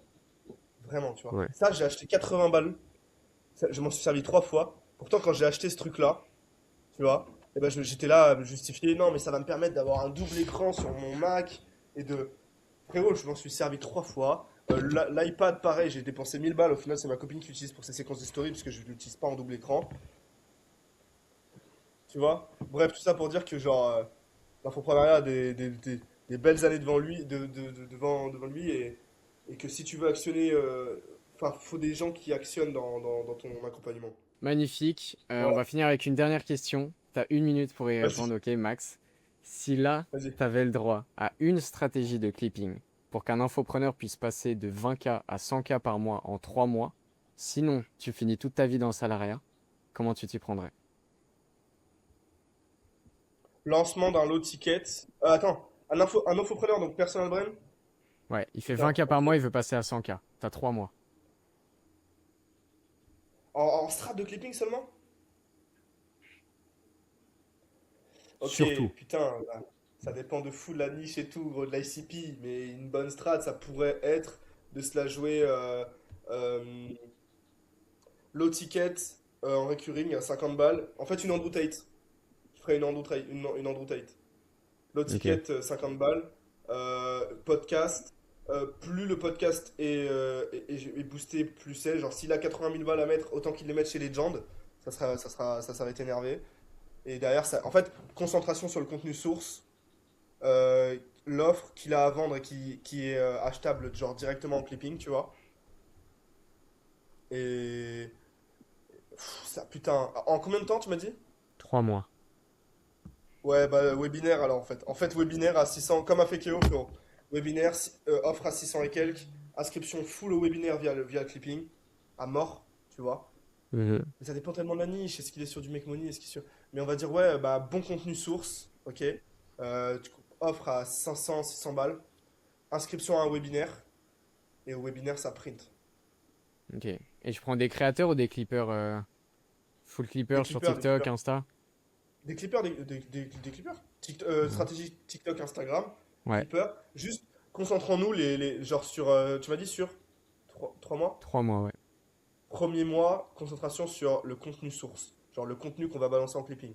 Ok. C'est ultra important et ça va faire tout le taf Donc longue tout le forme du travail coup, de le recherche. contenu source. Ouais, ouais, longue forme. Ouais. Longue forme. Longue forme. Ok, quelle vidéo YouTube on fait qui va montrer de la preuve, montrer ce que tu fais, qui va être clair, qui va créer la proximité avec les gens, qui va montrer aussi que tu es un palier au-dessus d'eux et que du coup, pour atteindre ce palier-là, tu es avec ce business-là et que toi, tu apprends ce business. Bam!